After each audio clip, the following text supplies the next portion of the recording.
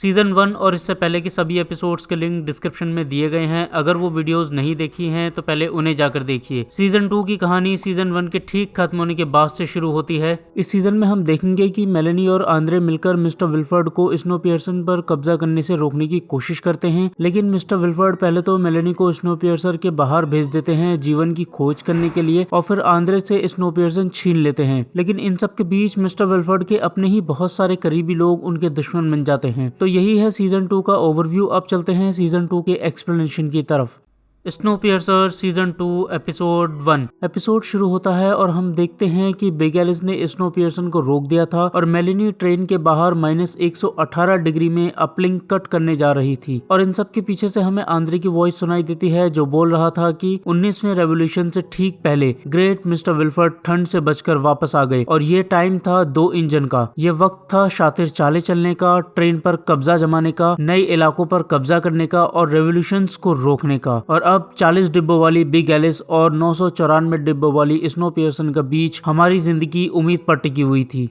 इसके बाद हम देखते हैं कि मेलेनी कुल्हाड़ी से अपलिंक कट कर देती है और फिर उसके बाद सेंट्रल लॉक पर बॉम्ब लगा देती है। अपलिंक के कटते ही स्नोपियर्सर का कंट्रोल फिर से वापस से बेन के पास आ जाता है और अब स्नोपियर्सन फिर से चलना शुरू कर देती है। ट्रेन धीरे धीरे आगे बढ़ रही थी और बेन मेलेनी को ट्रेन में चढ़ने को बोल रहा था, मगर ठंड की वजह से मेलेनी का शरीर काम करना बंद कर रहा था और अब वो वहीं पर बर्फ में लेट जाती है। अब जब मेलेनी बर्फ में लेटी हुई थी तो उसे स्नो गिरती हुई दिखाई देती है और स्नो गिरने का मतलब था कि अर्थ पर गर्मी वापस आ रही है, क्योंकि बहुत ज्यादा ठंड के अंदर स्नो नहीं गिरती। और अब स्नो गिरता देख मेलेनी को ट्रेन के बाहर भी एक जीवन की होप नजर आने लगती है और इसी होप ने अब मेलेनी को हिम्मत दी थी, जिस वजह से मेलेनी हिम्मत करके खड़ी होती है और बाहर की स्नो को एक सैंपल के तौर पर बोतल में भरकर ट्रेन पे चढ़ने के लिए ट्रेन के पीछे भागने लगती है। और क्योंकि मेलेनी के सबसे नजदीक बिग एलिस थी तो इसलिए मेलेनी बिग एलिस के अंदर चढ़ जाती है। वहीं इन सब के बीच हम एलेक्स को देखते हैं जो ट्रेन को फिर से शुरू करने के बदले मिस्टर विल्फर्ड की कुछ डिमांड्स को पूरी करने के लिए बोलती है। स्नोपियर्सन की तरफ से डिमांड पूछी जाती है,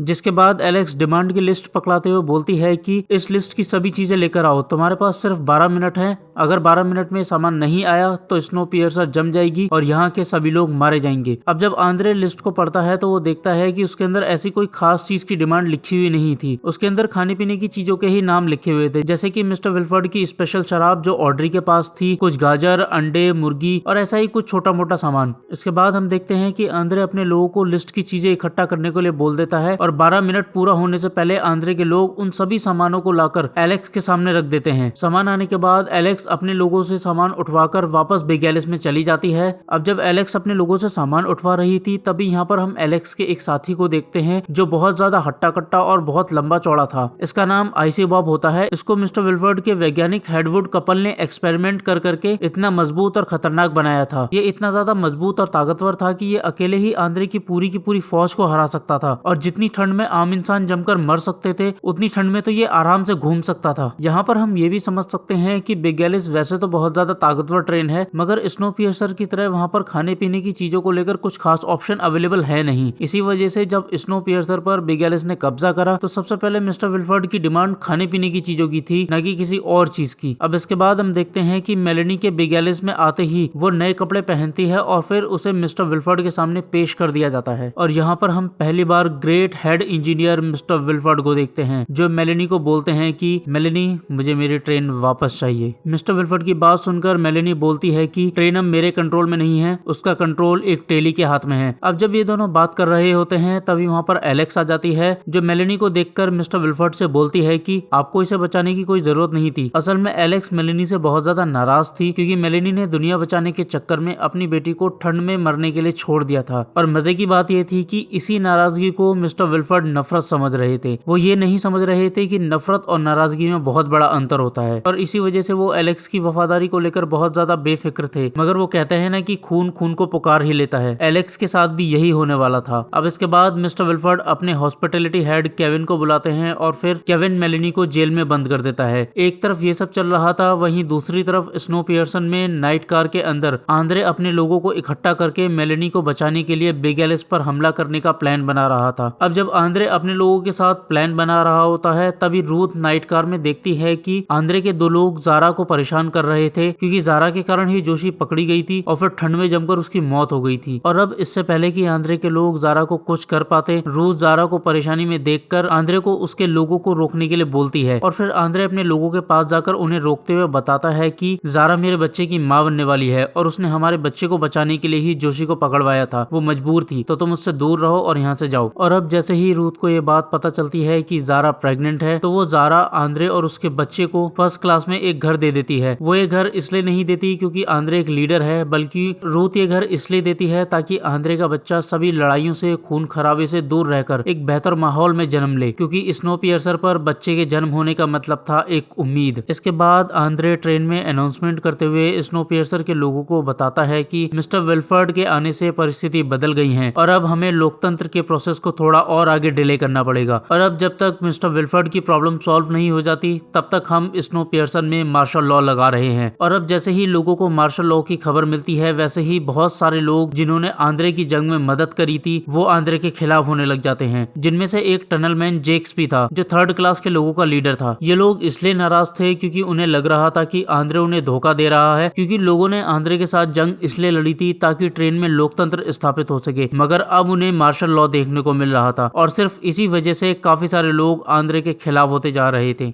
इसके बाद हम बिग एलिस में देखते हैं जहाँ पर एलेक्स मेलेनी से मिलने आती है और फिर वो उससे बाहर के मौसम के बारे में काफी सारी पूछताछ करने लगती है और जानने की कोशिश करती है कि क्या बाहर जीवन संभव है, और साथ ही यहाँ पर एलेक्स मेलेनी से नाराज होती है उसको और उसके नानी और नाना को बाहर ठंड में जमकर मरने के लिए छोड़ने के लिए। अब यहीं पर बात करते करते एलेक्स को मेलेनी की चोट के बारे में भी पता चलता है जो उसे तब लगी थी जब वो ट्रेन से नीचे गिर गई थी। अब जब ये दोनों आपस में बात कर रहे होते हैं तब हम यहाँ पर एक चीज नोटिस करते हैं कि फाइनली धीरे धीरे करके खून खून को पुकार रहा था। एलेक्स कोशिश तो कर रही थी मेलेनी से नफरत करने की, मगर चाहकर भी वो सिर्फ मेलेनी से नाराज हो पा रही थी, और कहीं ना कहीं एलेक्स अपने मन के अंदर अपनी माँ को गले लगाना चाहती थी, मगर वो मजबूर थी महान विल्फर्ड के कारण जो हर जगह नजर रखते थे, और इसी वजह से एलेक्स का मेलेनी को गले लगाना मुमकिन नहीं था। अब कुछ और सवाल करने के बाद एलेक्स वहाँ से चली जाती है और एलेक्स के जाने के थोड़ी देर बाद वहाँ पर साइक आ जाती है जो मेलेनी के हाथों को बांधकर उसके मुंह पर कपड़ा डालकर उसे हेडवुड कपल के पास ले जाती है, और फिर हेडवुड कपल मेलेनी की चोट ठीक करने के लिए सिंथेटिक टिश्यू जैसा एक जेल उसकी चोट पर लगा देते हैं। इस जेल को हेडवुड कपल ने खुद इन्वेंट किया था और उन्होंने इसको नाम दिया था गूप। ये इतना बेहतरीन जेल था कि ये बुरी से बुरी चोट को ठीक कर देता था, और न सिर्फ ठीक कर देता था बल्कि उसके निशान तक को गायब कर देता था। असल में ये जेल चोट को ठीक नहीं करता था, बल्कि ये जेल चोट पे लगाने के बाद चोट वाली जगह पर नए सेल्स को जनरेट करने लग जाता था, जिसकी वजह से नई स्किन अपने आप बनने लग जाती थी, और साथ ही ये जेल डैमेज हुए हिस्से को भी रिपेयर करने लगता था, जिस वजह से ना तो कोई दाग रहता था, ना कोई जख्म रहता था, ना ही कोई दर्द रहता था। अब जब हेडवुड कपल मेलेनी का इलाज कर रहे होते हैं तब यहाँ पर मेलेनी को पता चलता है कि मेलेनी की चोट के बारे में एलेक्स ने हेडवुड कपल को बताया था, और एलेक्स ने ही हेडवुड कपल को कहा था कि वो मेलेनी का इलाज करें। और अब जब मेलेनी को ये बात पता चलती है कि उसकी बेटी ने उसका इलाज का इंतजाम किया है तो वो बहुत ज्यादा खुश हो जाती है ये बात जानकर कि उसकी बेटी के दिल में भी कहीं ना कहीं उसके लिए प्यार है। इसके बाद मेलेनी को मिस्टर विल्फर्ड के रूम में ले जाया जाता है जहाँ पर मिस्टर विल्फर्ड ने मेलेनी के साथ एक डिनर रखा होता है। डिनर में सिर्फ 2 चेयर्स को देखकर मेलेनी मिस्टर विल्फर्ड से पूछती है कि क्या एलेक्स हमारे साथ डिनर नहीं करेगी, और यहाँ पर मेलेनी ये बात सिर्फ इसलिए बोलती है ताकि वो एलेक्स को अपना प्यार दिखा सके, जिससे कि एलेक्स उसकी तरफ हो जाए और मिस्टर विल्फर्ड का साथ छोड़ दे। हालांकि ये एक तरीके से एक पॉलिटिक्स भी थी, लेकिन मेलेनी सच में एलेक्स से प्यार करती थी और वो चाहती थी कि उसकी बेटी सही का साथ दे, ना कि गलत का। मगर यहाँ पर एलेक्स के साथ प्रॉब्लम ये थी कि जिस इंसान ने तुम्हें भगवान की तरह बचाया हो, तुम्हें एक पिता की तरह पाला हो और टीचर की तरह सब कुछ सिखा के एक लायक इंजीनियर बनाया हो, उसके खिलाफ आप इतनी आसानी से बगावत नहीं कर सकते, क्योंकि यहाँ पर बात डर की नहीं थी, बात यहाँ पर लगाव की थी, बात यहाँ पर भरोसे की थी। अब एक तरफ तो मिस्टर विल्फर्ड मेलेनी के साथ डिनर करने के लिए बैठने वाले थे, वहीं दूसरी तरफ इन सब के बीच बिग एलिस के अंदर बॉर्डर पर खड़े गार्ड्स कुछ फलों के बदले पाइक के साथ गांजे का सौदा कर रहे होते हैं। और जैसे ही ये बात आंद्रे को पता चलती है वैसे ही आंद्रे के दिमाग में एक आइडिया आता है, और अब आंद्रे के कहने पर पाइक बिग एलिस के गार्ड्स के साथ फिर से गांजे के बदले आम का सौदा करने के लिए उन्हें आवाज लगाता है। बिग एलिस के गार्ड ऑफर सुनते ही लालच में आ जाते हैं और फिर केविन की मंजूरी पर गार्ड सौदा करने के लिए बिग एलिस का गेट खोल देते हैं। और अब जैसे ही बिग एलिस के गार्ड्स गेट खोलते हैं वैसे ही पाइक हमला करते हुए गेट पर खड़े गार्ड को मार देता है, और फिर देखते ही देखते स्नोपियर्सर की पूरी आर्मी बिग एलिस में हमला कर देती है। हमले की शुरुआती टाइम में तो स्नोपियर्सर जीतने लगती है, है, मगर जैसे ही मिस्टर विल्फर्ड को हमले के बारे में पता चलता है वैसे ही वो मामले को संभालते हुए आईसी बॉब को लड़ने के लिए भेज देते हैं और फिर आईसी बॉब की जंग में एंट्री होते ही मामला पलट जाता है। आईसी बॉब अपने एक एक मुक्के के अंदर आंद्रे के एक एक आदमी को मार रहा था और साथ ही उसने बाहर की स्नो को अंदर लाने वाले पाइप को भी ओपन कर दिया था, जिस वजह से स्नोपियर्सर के कुछ लोग जमने भी लग जाते हैं और अब स्नोपियर्सर की आदमी दोनों तरफ से मार झेल रही थी, एक तरफ आईसी बॉब से और दूसरी तरफ बाहर की आइस से। और अब जंग के नतीजे पलटते देख आंद्रे अपने लोगों को वापस बुला लेता है, मगर वापस जाते जाते आंद्रे के लोग केविन को बांधकर अपने साथ ले जाते हैं। स्नोपियर्सर के लोगों के पीछे हटने के बाद आईसी बॉब बॉर्डर के गेट को बंद कर देता है। अब इसके बाद हम देखते हैं कि मिस्टर विल्फर्ड को जैसे ही ये बात पता चलती है कि आंद्रे ने केविन को बंदी बना लिया है तो वो बहुत ज्यादा भड़क जाते हैं और फिर मेलेनी पे गुस्सा करते हुए बोलते हैं कि मेलेनी, वो मैं था जिसने तुम्हें 17 साल की उम्र में तुम्हारे माँ बाप के खेत से उठाकर सब कुछ सिखाया था, किसी लायक बनाया था, मैंने तुम्हें इंजीनियर बनाया था और तुमने मेरी ही ट्रेन चुराकर मेरा ही नाम चुरा लिया। और फिर इतना बोलने के बाद मिस्टर विल्फर्ड गुस्से में मेलेनी को बिग एलिस के इंजन में ले जाकर उसके सामने एलेक्स को ऑर्डर देते हुए बोलते हैं कि एलेक्स, एंकर को गिराकर स्नोपियर्सर को रोक दो।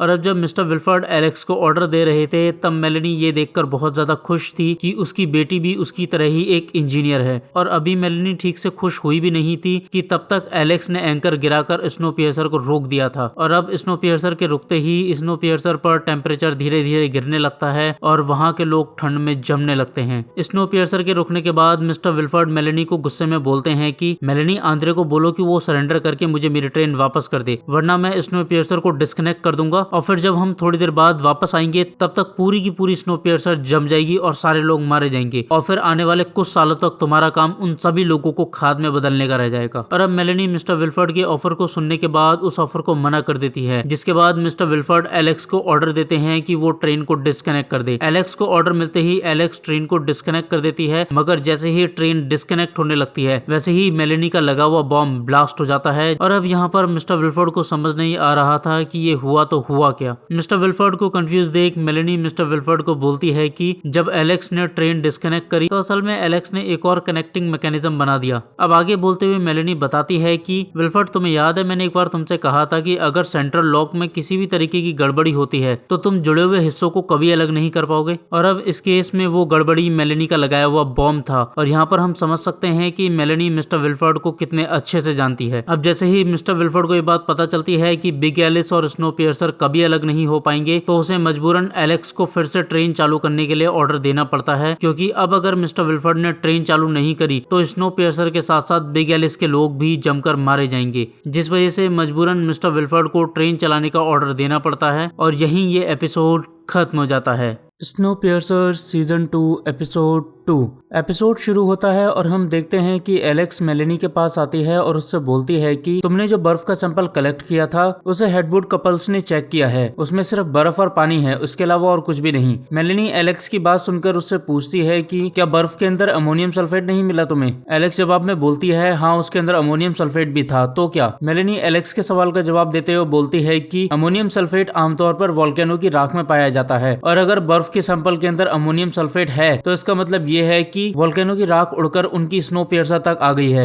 मेलेनी एलेक्स को ये समझाना चाहती थी कि अगर वोल्केनो की राख उड़कर यहाँ तक आ रही है तो इसका मतलब ये है कि धरती गर्म हो रही है, लेकिन प्रॉब्लम ये था कि एलेक्स को मेलेनी की किसी भी बात पर बिल्कुल भी यकीन नहीं था और इसी वजह से वो उसकी बातों को सुनकर उससे नाराज होते हुए वहाँ से चली जाती है। इन सब के पीछे से हम मेलेनी की वॉइस सुनते हैं जो बोल रही थी कि हर साल बर्फ गिरने से पहले मेरे डैड सूखी चीजों का ढेर जलाते थे और मैं उस आग के पास जाकर खड़ी हो जाती थी। मुझे वहाँ खड़ा होकर ऐसा लगता था कि मानो मैं सूरज के पास खड़ी हूँ। और फिर जब एलेक्स बड़ी हो रही थी तब वो भी आग के बुझने के बाद राख को निकालने में मेरी मदद किया करती थी, लेकिन मैं अपने डैड की ही तरह अपनी बेटी को चेतावनी देती थी उस राख के अंदर छुपी उस आग के बारे में जो बाहर निकलने को बेताब थी। और अब ये एलेक्स का रेवोल्यूशन है इस स्नोपियर्सर पर जो 1034 डिब्बों की ट्रेन है। इसके बाद हम देखते हैं कि बेस आंद्रे के पास आती है और उसे पिछली रात एक टेली औरत पे हुए हमले के बारे में बताती है। हमले के बारे में पता चलते ही आंद्रे बेस को इन्वेस्टिगेशन करने के लिए बोल देता है, मगर बेस बोलती है कि वो किसी ऑफिशियल पोजीशन पर नहीं है तो वो किस अधिकार से इन्वेस्टिगेशन करे। और अब बेस की बात सुनकर आंद्रे बेस को ऑफिशियली ट्रेन की डिटेक्टिव बना देता है। इसके बाद Bess as a train detective हमले की छानबीन करने के लिए चली जाती है। वहीं दूसरी तरफ आंद्रे भी केविन से बिग एलिस के अंदर की जानकारी और साथ ही आईसी बॉब की ताकत का राज बात जानने के लिए उससे पूछताछ करने लगता है। मगर पहले तो केविन चुप रहता है और कुछ नहीं बताता, पर फिर जब आंद्रे केविन को टेस्टी चिकन खिलाता है तो केविन बताता है कि बिग एलिस में 100 के आसपास लोग रहते हैं और आईसी बॉब इतना ताकतवर इसलिए है क्योंकि उसके ऊपर सिंथेटिक स्किन जैसा कुछ लगाया गया है। एक तरफ स्नोपियर्सन में ये सब चल रहा था, वहीं दूसरी तरफ बिग एलिस में मिस्टर विल्फर्ड और मेलेनी आपस में आंद्रे को लेकर बात कर रहे होते हैं। जहां मिस्टर विल्फर्ड बोलते हैं कि तुम्हें लग रहा होगा कि हम हार गए, मगर हम अभी भी ब्रेक लगाकर ट्रेन को धीमा कर सकते हैं,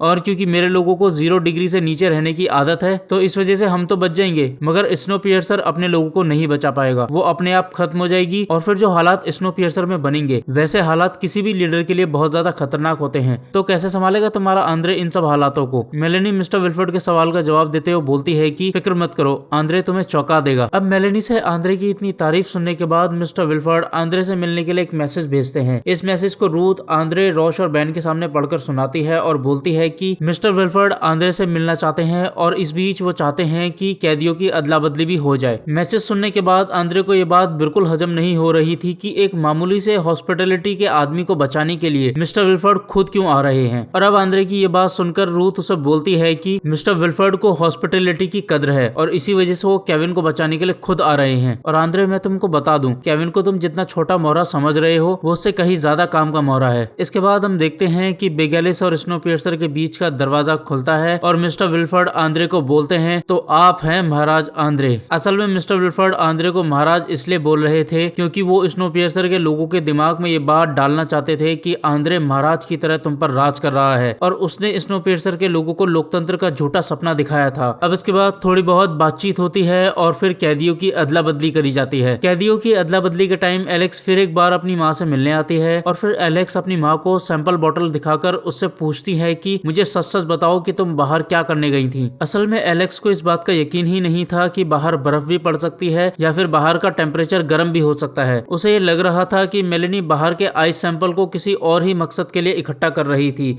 जिस मकसद के बारे में मेलेनी एलेक्स को नहीं बताना चाहती थी। अब एलेक्स का सवाल सुनने के बाद मेलेनी उसे वही पुराना जवाब देती है कि बाहर मैंने स्नो पड़ते हुए देखी, इस वजह से मैंने इस बर्फ के सैंपल को कलेक्ट कर लिया और इस बर्फ के सैंपल से मैं ये पता करना चाहती थी कि क्या बाहर का टेम्परेचर डाउन हो रहा है या नहीं। और अब क्योंकि एलेक्स को उसकी पसंद का जवाब नहीं मिला था तो इस वजह से एलेक्स सैंपल बोतल को तोड़ देती है। यहाँ मेलेनी एलेक्स को अपने साथ चलने के लिए भी बोलती है, मगर एलेक्स मना कर देती है और फिर से बिग एलिस में वापस चली जाती है। इसके बाद हम स्नोपियर्सर पर आंद्रे और मेलेनी को बात करते हुए देखते हैं और यहाँ पर आंद्रे मेलेनी के पूछने पर ट्रेन के हालात के बारे में बताते हुए बोलता है कि मिस्टर विल्फर्ड के आने के बाद लोग बुरी तरह बढ़ गए हैं, आधे लोग हमारे साथ हैं तो आधे लोग मिस्टर विल्फर्ड का राज चाहते हैं। अब बातें करते करते ये दोनों इंजन तक पहुंच जाते हैं और फिर मेलेनी टेम्परेचर गिरने वाली न्यूज को बैन और हावी को बताती है और अब टेम्परेचर गिरने की न्यूज मिलते ही इंजन एक वेदर बलून लॉन्च करता है और अब वो बलून जितना ऊपर जाता जा रहा था उतना ही उन्हें टेम्परेचर गिरने की रीडिंग मिलती जा रही थी। जहां जमीन पर टेम्परेचर -118 था वहीं आसमान में टेम्परेचर -90 से भी ऊपर जा रहा था। और अब इसका सीधा सीधा मतलब यही था कि CW7 टूटकर जमीन पर गिर रहा था। यहाँ पर मैं आपको बता दूं कि CW7 वो कंपाउंड था जिसको ओजोन लेयर की तरह आसमान में छोड़ा गया था और इसका काम था सूरज की किरणों को रिफ्लेक्ट करना और ग्लोबल वार्मिंग को खत्म करना। ये वही कंपाउंड था जिसकी वजह से पूरी दुनिया बर्फ में जम गई थी और आइस एज शुरू हो गया था। और अब इतने सालों बाद ये कंपाउंड टूटकर जमीन पर गिर रहा था जिस वजह से धरती धीरे धीरे गर्म हो रही थी। और अब जैसे ही ये कंफर्म हो जाता है कि धरती सच में गर्म हो रही है वैसे ही आंद्रे एक प्लान बनाता है कि वो मिस्टर विल्फर्ड को एक पार्टी में बुलाएगा और क्योंकि उस पार्टी के अंदर स्नोपियर्सर के बहुत सारे लोग होंगे तो यही वो टेम्परेचर गिरने की न्यूज सबको सुना देगा, जिससे लोगों को बाहर की दुनिया में रहने की एक उम्मीद मिलेगी। और फिर इसी उम्मीद की वजह से जो आधे लोग मिस्टर विल्फर्ड की तरफ हो गए हैं वो वापस से आंद्रे की तरफ हो जाएंगे और इसी के साथ मिस्टर विल्फर्ड का भी मोराल टूट जाएगा, यानी कि एक तीर और दो निशाने। आंद्रे की बात सुनने के बाद मेलेनी उससे बोलती है कि आंद्रे थोड़ा संभल कर, तुम मिस्टर विल्फर्ड को इस पार्टी में बुला तो रहे हो लेकिन तुम इस पार्टी के अंदर उसे बुलाकर एक प्लेटफॉर्म दे दोगे उसकी बात लोगों तक पहुंचाने का। और हाँ, एक खास बात और, तुम्हें इस पार्टी के शुरू होने से पहले रूथ से बात करनी होगी और उसे अपनी साइड करना होगा। रूथ को तुम जितना ज्यादा इग्नोर कर रहे हो वो उतनी ही ज्यादा इंपॉर्टेंट है इस जंग के अंदर तुम्हारे लिए। अब एक तरफ ये सब चल रहा था, वहीं दूसरी तरफ स्नोपियर्सर में और भी कई चीजें थी जो हो रही थी। शान से आराम की जिंदगी जीने वाली एलजे को अब टेरेंस के यहाँ पर जॉन के साथ मिलकर पोछा लगाने का काम करना पड़ रहा था। वहीं बेस भी इन्वेस्टिगेशन के लिए काफी सारे लोगों से पूछताछ कर चुकी थी जिनमें से पेस्टर लोगन भी शामिल थे। और अब बेस को पूरी इन्वेस्टिगेशन में सिर्फ यही बात समझ आ रही थी कि कुछ लोग हैं जो मिस्टर विल्फर्ड के वफादार हैं और उन्होंने ही टेलीस पर पुरानी दुश्मनी निकालने के लिए हमला करा था। जिन टेलीस पे हमला हुआ था उनमें से एक लाइट भी थी जिसकी एक उंगली और एक अंगूठे को उन अनजान हमलावरों ने काट दिया था। उन अनजान हमलावरों ने लाइट की एक उंगली और एक अंगूठे को काटकर ये साफ कर दिया था कि वो मिस्टर विल्फर्ड के साथी हैं, क्योंकि बची हुई बीच की 3 उंगलियां मिस्टर विल्फर्ड का सिंबल बनाती थी। इसके बाद हम जारा को देखते हैं जो कुछ मेडिसिन को एक हॉस्पिटल रूम में रख रही होती है और यहीं पर उसे मर चुकी जोशी दिख जाती है, जिसकी हालत बहुत ज्यादा खराब थी और उसका चेहरा बुरी तरीके से बिगड़ चुका था। असल में जब मेलिनी ने जोशी को जमा दिया था तब कुछ जैकबूट्स ने जोशी को वहां से निकालकर यहाँ पर एडमिट करा दिया था, मगर क्योंकि जोशी का फेस खराब हो चुका था और जोशी बोलने की कंडीशन में भी नहीं थी तो इस वजह से उसकी पहचान नहीं हो पाई थी और इसी वजह से आंद्रे को लग रहा था कि जोशी मारी जा चुकी है। और अब यहाँ पर जारा के पास 2 ऑप्शन थे, या तो वो सबको जाकर ये बता देगी जोशी जिंदा है, या फिर जोशी के गायब होने के बाद अपने और आंद्रे के बीच बने रिश्ते को बचाने के लिए वो जोशी को मार दे। और अब काफी देर तक सोचने के बाद जारा जोशी के ग्लूकोज के अंदर जहर मिला देती है, मगर वो फिर से वापस आकर ग्लूकोज को बदल देती है क्योंकि वो बहुत ज्यादा डर जाती है। और अब ग्लूकोज की बोतल बदलने के बाद जारा ऑड्री के पास जाती है और उससे सलाह लेते हुए इनडायरेक्टली उससे पूछती है कि ऑड्री, मुझे समझ नहीं आ रहा कि अपनी नई जिंदगी को बचाने के लिए मुझे किस हद तक जाना चाहिए। जारा की बात सुनने के बाद ऑड्री उसे बोलती है कि देखो जारा, हम में से कोई भी दूध का धुलावा नहीं है, तो अगर तुम्हें कुछ भी करके अपनी खुशी मिल रही है तो बिना डरे वो काम कर दो, चाहे वो काम कितना भी गलत हो या सही हो। इन सब के बीच हम बिग एलिस में देखते हैं कि मिस्टर विल्फर्ड केविन के वापस आने के बाद उसे अपने बाथटब में नहाने को बोलते हैं और फिर जब केविन वहां नहा रहा होता है तब मिस्टर विल्फर्ड केविन से पूछते हैं कि केविन, तुमने स्नोपियर्सर के अंदर हमारे बारे में कोई जानकारी तो नहीं दी ना? केविन मिस्टर विल्फर्ड के सवाल को सुनकर उन्हें जवाब देते हुए बोलता है कि नहीं सर, मैंने वहां पर उन्हें कुछ भी नहीं बताया। और अब केविन इतना बोलकर चुप हुआ ही था कि तभी वहां पर एलेक्स आ जाती है जो केविन से पूछती है कि क्या तुमने वहां पर कुछ खाया था केविन? एलेक्स का सवाल सुनने के बाद अब केविन को बताना पड़ जाता है कि उसने वहां पर चिकन खाया था। चिकन खाने की बात बताते हुए केविन मिस्टर विल्फर्ड से झूठ बोलते हुए बोलता है कि मैंने बस थोड़ा सा चखा था क्योंकि उस टाइम पे लंच टाइम हो रहा था और उस थोड़े से खाने के बदले मैंने उन्हें वहां पर कुछ भी नहीं बताया। अब केविन की बात सुनकर मिस्टर विल्फर्ड पहले तो एलेक्स को वहां से जाने के लिए बोल देते हैं और फिर वो केविन को बोलते हैं कि तुमने एक मामूली सा आम लेने के चक्कर में उन तक ये इन्फॉर्मेशन पहुंचा दी कि हम लोग भूखे हैं। और अब इतना बोलने के बाद मिस्टर विल्फर्ड केविन के हाथ में उसरा पकड़ाते हुए उसे अपने हाथ की नस काटने को बोलते हैं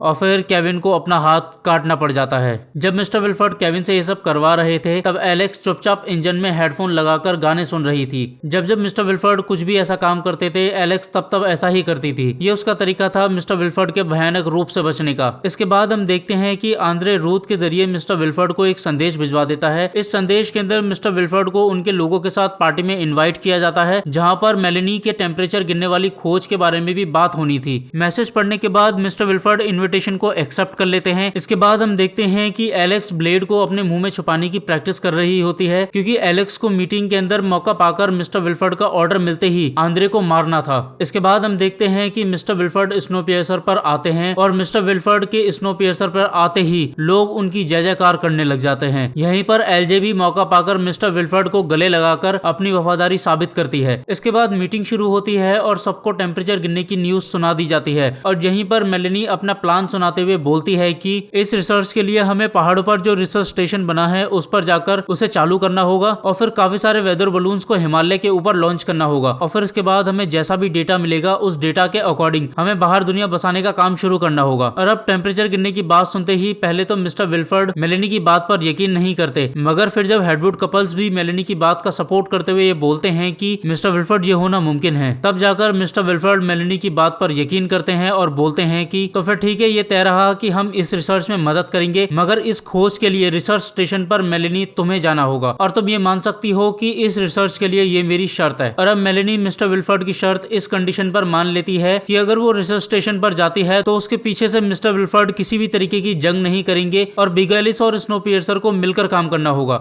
मिस्टर विल्फर्ड मेलेनी की कंडीशन को मान लेते हैं और फिर एलेक्स को हमला ना करने का ऑर्डर देकर अपने लोगों के साथ वापस बिग एलिस में जाने लगते हैं। अब जब मिस्टर विल्फर्ड बिग एलिस में जा रहे होते हैं तो हम देखते हैं कि मिस्टर विल्फर्ड के चाहने वाले लोग 3 उंगलियों से उनका सिग्नेचर सिंबल बनाते हुए अपनी वफादारी साबित कर रहे होते हैं। अब एक तरफ मीटिंग खत्म होने के बाद मिस्टर विल्फर्ड वापस बिग एलिस में चले जाते हैं, वहीं जारा अपनी इमेज अच्छी करने के लिए आंद्रे के पास जाती है और उसे बता देती है कि जोशी मिल गई है और वो होश में भी आ गई है। जारा से जोशी के जिंदा होने की खबर मिलते ही आंद्रे भागते भागते जोशी के पास जाता है और उसे देखकर बहुत ज्यादा इमोशनल हो जाता है और यहीं ये एपिसोड खत्म हो जाता है। स्नोपियर्सर सीजन 2 एपिसोड 3 एपिसोड शुरू होता है और हम देखते हैं कि मिस्टर विल्फर्ड सुबह होते ही अपने लोगों को संबोधित करते हुए मोटिवेट कर रहे होते हैं और सबको आने वाली जंग के लिए तैयार होने के लिए बोल रहे थे और साथ ही आईसी बॉब की तारीफ करते हुए उसकी तरह मिस्टर विल्फर्ड के लिए बलिदान देने को बोल रहे थे। और फिर हम देखते हैं कि आईसी बॉब एक चेम्बर के अंदर खुद को लॉक कर लेता है, जहां हेडवुड कपल आईसी बॉब को बहुत ज्यादा लो टेम्परेचर की आदत डलवाते थे। और इन सब के पीछे से हमें मिस्टर विल्फर्ड की वॉइस सुनाई देती है, जो बोल रहे थे कि एपोकलिप उतना भी बुरा नहीं होता जितना उसे दिखाया जाता है, बस शर्त यह है कि हमें उसके साथ जीना आना चाहिए, उससे बचने के तरीके हमें पता होना चाहिए। इस स्नोपियर्सर पर, मेरी ट्रेन पर, जो 1034 डिब्बों की ट्रेन है। इसके बाद हम देखते हैं कि स्नोपियर्सर और बिग एलिस के इंजन्स आपस में बात करते हुए ये डिसाइड कर रहे होते हैं कि किस तरीके से मेलेनी को पहाड़ी पर बने रिसर्च स्टेशन तक पहुंचाया जा सके। थोड़ी देर बातचीत होने के बाद फैसला किया जाता है कि ट्रेन को पहाड़ी के सबसे नजदीक वाले ट्रैक से गुजारा जाएगा ताकि मेलेनी जल्दी से जल्दी रिसर्च स्टेशन तक पहुंच सके। और क्योंकि स्नोपियर्सर के पास पावर कम थी तो मिस्टर विल्फर्ड बोलते हैं कि जब स्नोपियर्सर पहाड़ी तक पहुंचने वाली होगी तब बिग एलिस अपने बूस्टर्स का इस्तेमाल करेगी, जिससे स्नोपियर्सर को रास्ता मिल जाएगा और स्नोपियर्सर पहाड़ी को आसानी से क्रॉस कर जाएगी। इस पूरी बातचीत में एलेक्स बार बार पहाड़ी वाले रास्ते में कमियां गिना रही थी और इस मिशन को टालने की कोशिश कर रही थी, क्योंकि उसे और थोड़ा टाइम बिताना था अपनी मॉम के साथ। मगर मिस्टर विल्फर्ड के आगे उसकी नहीं चल पाती और अब फाइनली मेलेनी के जाने की तैयारी शुरू हो जाती है। मेलेनी के मिशन को पूरा करने के लिए जिन जिन सामानों की स्नोपियर्सर पर कमी थी उन सभी सामानों की लिस्ट बिग एलिस को भेज दी जाती है। मिस्टर विल्फर्ड इतने सारे सामान की लिस्ट देखकर हैरान रह जाते हैं। हालांकि बिग एलिस के पास स्नोपियर्सर से कई गुना ज्यादा टेक्नोलॉजी रिसोर्सेज थे, मगर फिर भी मिस्टर विल्फर्ड कुछ भी फ्री में नहीं देते, तो इसलिए लिस्ट में दिए हुए सामान को देने के बदले आंद्रे हर हफ्ते मिस्टर विल्फर्ड को बहुत सारी खाने की चीजें देने की डील कर लेता है। इसके बाद हम देखते हैं कि मेलेनी मिस्टर विल्फर्ड के साथ बिग एलिस में आ जाती है और लिस्ट का सामान कलेक्ट करने लग जाती है। वो जब लिस्ट का सामान कलेक्ट कर रही होती है तभी वहाँ पर एलेक्स आ जाती है, जो मिस्टर विल्फर्ड को ये बोलकर वहाँ से भेज देती है कि आप चाहें तो जा सकते हैं, मेलेनी को मैं संभाल लूंगी। मिस्टर विल्फर्ड के जाने के बाद एलेक्स और मेलेनी थोड़ी बहुत बातें करते हैं। यहाँ पर मेलेनी एलेक्स की पसंद नापसंद, वो कहाँ सोती है, कहाँ रहती है, उसके बारे में वो सब जानने की कोशिश करती है जो एक माँ को पता होना चाहिए। और क्योंकि एलेक्स भी मेलेनी के साथ ज्यादा से ज्यादा समय बिताना चाहती थी, इसलिए एलेक्स भी मेलेनी को अपने साथ अपने सोने वाली जगह को दिखाने ले जाती है। एलेक्स वहाँ पर मेलेनी को उसकी बनाई एक तस्वीर भी दिखाती है और फिर ये दोनों काफी सारी बातें करते हैं। यहीं पर मेलेनी एलेक्स को ट्रेन को महसूस करना भी सिखाती है और साथ ही मेलेनी बिग एलिस के एक इग्नोर किए जाने वाले हिस्से पर खराबी भी बता देती है। और क्योंकि मेलेनी ट्रेन के मामले में हमेशा सही होती थी तो इसलिए वो इस बार भी सही निकलती है और अब एलेक्स मेलेनी की इस खूबी से बहुत ज्यादा इम्प्रेस हो जाती है। इन सब के बीच दोनों ट्रेनों में और भी कुछ चीजें थी जो हो रही थी। मिस्टर विल्फर्ड आईसी बॉब को और ज्यादा ठंडे माहौल के लिए तैयार करने के लिए बोल रहे थे। बेन बिग एलिस से आए हुए सामान को चेक करते हुए आंद्रे को मिस्टर विल्फर्ड से संभल कर रहने को बोल रहा था। वहीं बेस और रॉश टेलिस पर हुए हमले की इन्वेस्टिगेशन करते हुए ब्रीचमैन्स तक पहुंच जाते हैं और उनसे पूछताछ करने लगते हैं। ब्रीचमैन्स से पूछताछ के दौरान बेस और रोश को उनके खिलाफ कोई सबूत नहीं मिलता, मगर ब्रीचमैन्स उनके सामने खुलेआम मिस्टर विल्फर्ड के प्रति अपनी वफादारी दिखाने से पीछे नहीं हटते और बोलते हैं कि जब हमें पता चला कि मिस्टर विल्फर्ड इंजन में नहीं है तो हम टूट गए, मगर फिर भी हमने इंतजार किया और फिर वो वापस आ गए और अभी भी हम उनका इंतजार करेंगे तब तक जब तक कि वो स्नोपियर्सर पर अपना कब्जा नहीं कर लेते। और फिर मिस्टर विल्फर्ड के आने के बाद हम चुन चुनकर मिस्टर विल्फर्ड के विरोधियों को मारेंगे, मगर तब तक ना तो हमने कुछ किया है और ना करेंगे। इसके बाद हम एलेक्स को देखते हैं जो इंजन में ट्रेन को छूकर अपनी मॉम की तरह ही ट्रेन को महसूस करने की कोशिश कर रही होती है और एलेक्स को ट्रेन को महसूस करने की कोशिश करता देख मिस्टर विल्फर्ड ये समझ रहे थे कि मेलेनी का उनकी इंजीनियर एलेक्स पर धीरे धीरे कर इन्फ्लुएंस बढ़ता जा रहा है। और ऐसा नहीं था कि मिस्टर विल्फर्ड को ये इन्फ्लुएंस अब जाके महसूस हो रहा था, वो इस इन्फ्लुएंस को शुरू से समझ रहे थे। इसके बाद हम देखते हैं कि स्नोपियर्सर को पहाड़ी वाली ट्रैक पर चढ़ाने के लिए जिन डिब्बों की पावर कट की जाने वाली थी उन डिब्बों में रहने वाले लोगों को पहले तो नाइट कार में भेज दिया जाता है और फिर जब ये सारे डिब्बे खाली हो जाते हैं तब इन डिब्बों की पावर कट कर दी जाती है। अब एक तरफ तो ट्रेन के कई सारे डिब्बों की पावर कट कर दी गई थी, वहीं दूसरी तरफ हम नाइट कार में देखते हैं कि पेस्टर लोगन बेस से बातचीत करते हुए उसके अंदर के हो रहे बदलावों के बारे में बात करते हैं और साथ ही उसे एक रिलीजियस लॉकेट देते हुए उसे भरोसा देते हैं कि सब कुछ ठीक हो जाएगा। वहीं इस बीच आंद्रे भी जोशी के पास चला जाता है क्योंकि किसी ने भी पावर कट के दौरान जोशी को वहां से निकालने की कोशिश नहीं करी थी। अब इसके बाद हम देखते हैं कि क्योंकि पावर कट हो चुका था तो अब बिग एलिस की बारी थी अपने बूस्टर्स को ऑन करके ट्रेन को लोकेशन तक पहुंचाने की, मगर एलेक्स बूस्टर्स को ऑन नहीं करना चाहती थी। वो बार बार ऐसे बहाने बनाने की कोशिश कर रही थी जिससे कि ये मिशन अबॉर्ट हो जाए, मगर मिस्टर विल्फर्ड के आगे उसकी नहीं चलती और फिर मजबूरन उसे बूस्टर्स ऑन करने पड़ जाते हैं। और अब बूस्टर्स ऑन होते ही एलेक्स की आंखों से आंसू आ जाते हैं क्योंकि वो जानती थी कि शायद इसके बाद फिर कभी वो अपनी माँ को ना मिल पाए, उस माँ को जिसको उसने अभी अभी तो सालों बाद देखा था। लेकिन वो कहते हैं ना कि जिनको दुनिया चलानी होती है उनको को परिवार चलाने का कोई हक नहीं होता। यही चीज अब मेलेनी और एलेक्स के साथ हो रही थी। अब इसके बाद हम देखते हैं कि एक तरफ तो मिस्टर विल्फर्ड बहुत ज्यादा खुश थे, झूम रहे थे, नाच रहे थे, वहीं दूसरी तरफ एलेक्स, बेन, आंद्रे और रूथ मेलेनी के जाने से बहुत ज्यादा दुखी थे और अब हर किसी की आंखों में दुख था और आंसू थे, क्योंकि ये बात सब जानते थे कि 1 महीने बाद जब ट्रेन मेलेनी को लेने वापस आएगी तब शायद मेलेनी उन्हें जिंदा ना मिले। अब इसके बाद हम देखते हैं कि मेलेनी बिग एलिस में जाने के लिए रूथ के साथ बॉर्डर पर खड़ी थी और यहीं पर मेलेनी अपनी नाराज दोस्त से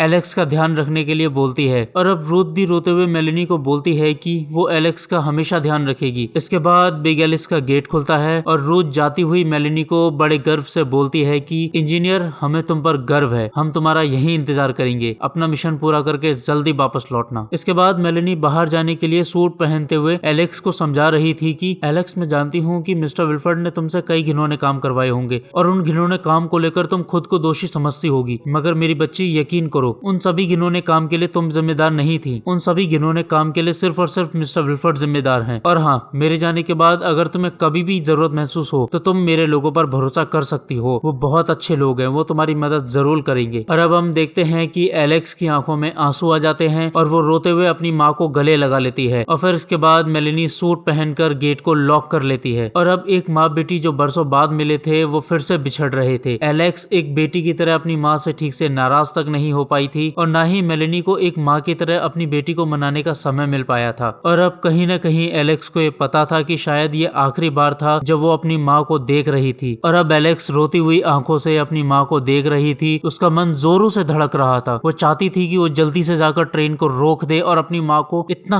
कस के जकड़ ले कि फिर कभी भी वो और उसकी माँ अलग होने ना पाए। मगर प्रॉब्लम ये था कि लीडर बनना आसान नहीं होता, लीडर्स को बलि देनी पड़ती है और बलि देने की शुरुआत उन्हें अपने ही घर से करनी पड़ती है। अब इसके बाद हम देखते हैं कि बेन मेलेनी के लिए जंपिंग पॉइंट बना देता है और फिर जंपिंग पॉइंट के आते ही मेलेनी कूद जाती है और यही ये एपिसोड खत्म हो जाता है। स्नोपियर्सर सीजन 2 एपिसोड 4 एपिसोड शुरू होता है और हम देखते हैं कि एक तरफ ऑड्री डांस प्रैक्टिस कर रही होती है और डांस करते करते उसे अपने हाथ पर लगा बड़ा सा कट दिखाई दे जाता है और ये कट उसे मिस्टर विल्फर्ड के साथ बिताए हुए बुरे पलों की याद दिला देता है। वहीं बॉर्डर पर बिग एलिस और स्नोपियर्सर के बीच मैकेनिकल पार्ट्स और खाने की चीजों का ट्रेड बढ़ता चला जा रहा था और अब इस बढ़ते ट्रेड को देखकर वो टेलीज बिल्कुल भी खुश नहीं थे जिन्होंने एक बदलाव के लिए आंद्रे का साथ दिया था और अपना कुछ न कुछ खोया था। और टेलीज इसलिए खुश नहीं थे क्योंकि उन्हें लग रहा था कि आंद्रे भी बाकी ताकतवर लोगों की तरह कमजोर लोगों को, अपने लोगों को भूल चुका है और अब वो अपनी सत्ता पर बैठकर अपने सिर्फ राजपाट को चलाना चाहता है। वहीं बिग एलिस के अंदर मिस्टर विल्फर्ड ऑड्री की फोटो देखते हुए ऑड्री के साथ बिताए हुए अच्छे पलों को याद कर रहे होते हैं और इन सब के पीछे से हमें मिस ऑड्री की वॉइस सुनाई देती है जो बोल रही थी कि हम सभी हर रोज व्यापार करते हैं, एक पेंसिल के बदले एक पेन लेते हैं, एक मुस्कान के बदले एक डांस लेते हैं और कुछ मैकेनिकल पार्ट्स के बदले खाना लेते हैं, मगर व्यापार हमेशा आपकी मर्जी से नहीं होता, व्यापार की शर्तें बदलती हैं और जब वो शर्तें बदलती हैं तब कभी कभी आपको नुकसान झेलना पड़ता है। और ठीक ऐसा ही एक नुकसान वाला सौदा मैंने करा था मिस्टर विल्फर्ड के साथ, उनकी ट्रेन में जगह पाने के बदले उनके साथ की पूरी जिंदगी का सौदा। और आज जब 19 रेवोल्यूशन बीत चुके हैं तब मुझे ये बात बहुत अच्छे से समझ आ गई है कि मैं मिस्टर विल्फर्ड से कितना भी भाग लूं मगर मिस्टर विल्फर्ड मुझे ढूंढ ही लेंगे इस